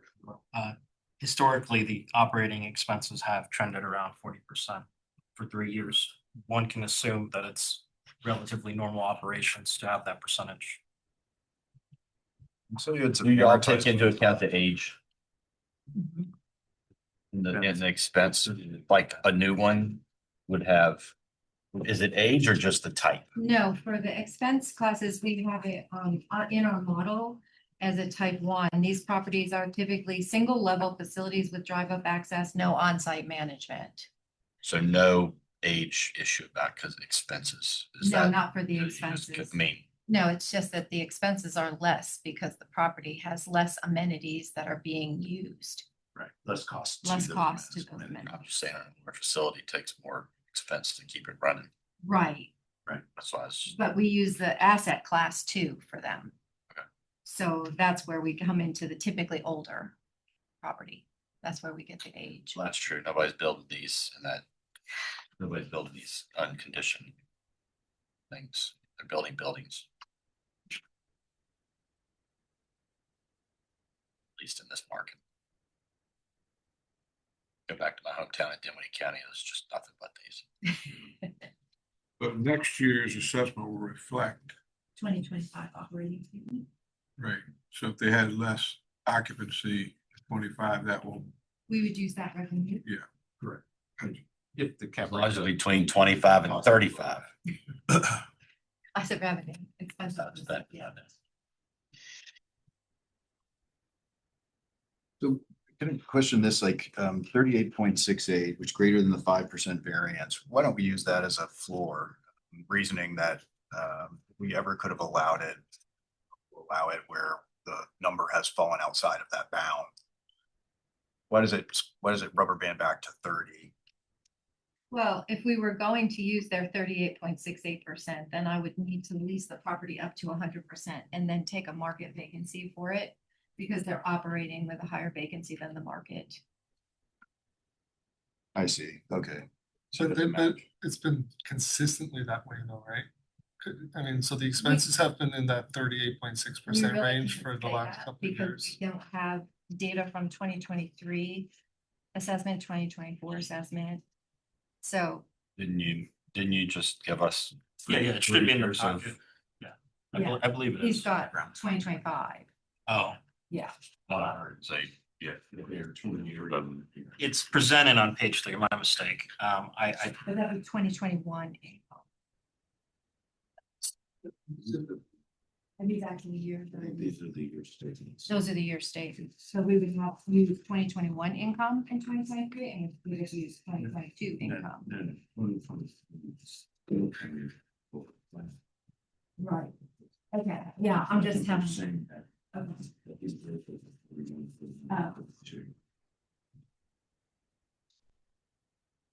Gotcha. I was referring to. We do not have data. Yeah, so the difficulty here is that they always seem to have a high expense ratio. So I sort of, I understand the need to, use the cap, year to year, because you don't want, oh, they're unexpectedly low occupancy week, and they're higher, so I understand year to year it creates. But when the property's been consistently running at that higher expense ratio, that's where I'm having a little bit of Well, I hear that. I'm with Evan on this snapback thing. Like if Yeah, if you all don't, that. you're out, if you're 35.1001, you automatically go to 30, whereas if it was 34.99, you'd take 34.99 and use that number. So I think there should be a, whether you want to call it a cap or a bit or a bottom, in that regard. So you would But propose. that's a policy thing for Yeah. y'all, not really. You have this as, you have the data at 30% based on whatever, but it's your policy of how you implement it Right. that we're talking about right now. Right, exactly. I'm proposing that if you let it go to 35, I don't know why it just wouldn't like, we put it at 35 if they say it's 35. Yeah, 38. it just creates an odd Does. situation where someone at 34 gets the benefit of their sort of more poorly performing operation, and someone at 36 sort of gets hypothetical improvement. They paid more for it than what it's assessed for right now. And they're divesting these properties as an undisclosed price in a portfolio. So there's obviously some buyer's remorse here. Is that like within the method that we're using to value it, or would that be a different method? If we're looking at like the purchase price, because I mean, you could buy something and find out that the market has changed or you're performing worse than your performa, right? That probably happens half the time. Well, I have an answer if you're considering 35%. I'm considering it. I'm considering suggesting it, considering it to be considered by others. What's the number? 5146. 5,146. Correct.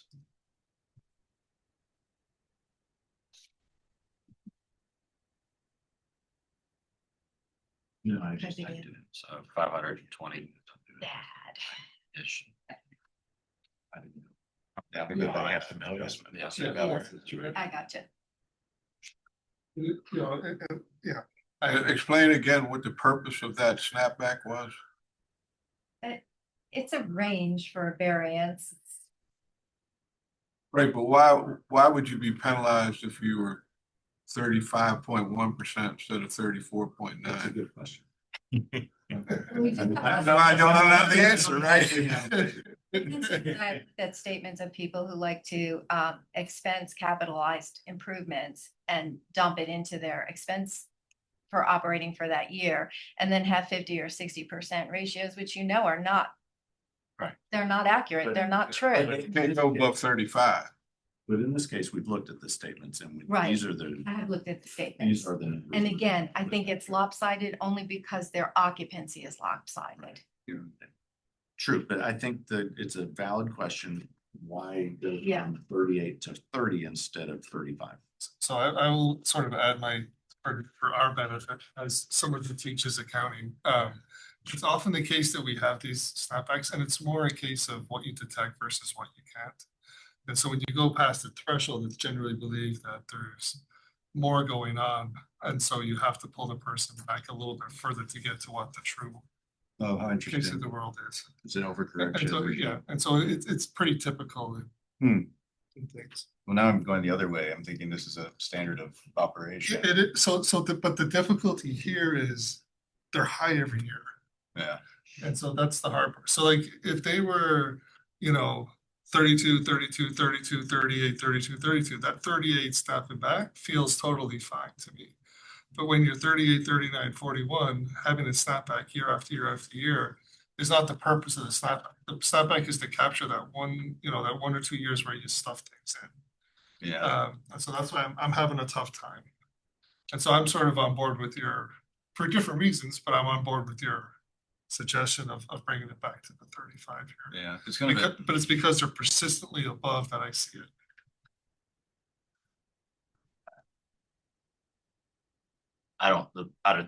The persistently above thing doesn't bother me. The fact that you say 30 is what the market is. I mean, I know some of our properties occasionally we are told, I don't care what you say your management fee should be. We're gonna make it what the market says it should be. Who would do such a thing? I don't know, that so-called assessor. But I mean, so my point is, if you're applying it to everybody, you should apply it to everybody. Yeah, I was I had gonna to be get my it in next there. question. If we change that, do you have to go back to all the self-storage things and take a look at it? No. One at a time, just property in front of us. It would almost be an incentive to make sure you didn't go over 35% on your. Well, that's Your numbers. Yeah. You know. That's the, right. Yeah. If you send that to your tax man, you do get a benefit there. This is like an equitable factor, but it's an intensified problem where you have the vacancy too, right? Because But again, that's an average based on Yeah. the market. Some are full, some are not. But if this one is persistently worse than all the other storage units, It's in a bad location. it's hard to, Take it easy. Location. it's hard to value it the same as the other. I mean, that's the problem. When it's persistently off, it tells you that it's different. Okay, I would like to see it, just put it at 35, 35. which you gave us that number. Yeah, it was 5146. Yes. So I'll say, I motion that we lower the assessed value to 5146, reflecting a 35% expense. Is there a second? I'll second. All in favor? Aye. All opposed? The motion passes unanimously to adjust application number 38, property ID 4867 to $5,146,000. Thank you very much for your presentation. Thank you. Thank you, members of the board. I learned a lot, especially, the packet. Prove it. I took notes, so when I come back next year. You're not coming back next year, Bert. I'm growing fond of this place. It's beautiful. It's just hard to get here. It's so hard to get here, Got to figure out the traffic pattern better. but that's what protects it. It's like in a time capsule. It's beautiful. We do. Sometimes it feels that way. It's a good thing. Make a motion. To we Washington adjourn. DC. I All right. second. Second, all those in favor to adjourn? Aye. All right, this meeting of the Albemarle County Board of Equalization on May 29th, 2026 is adjourned as of 5:22 PM.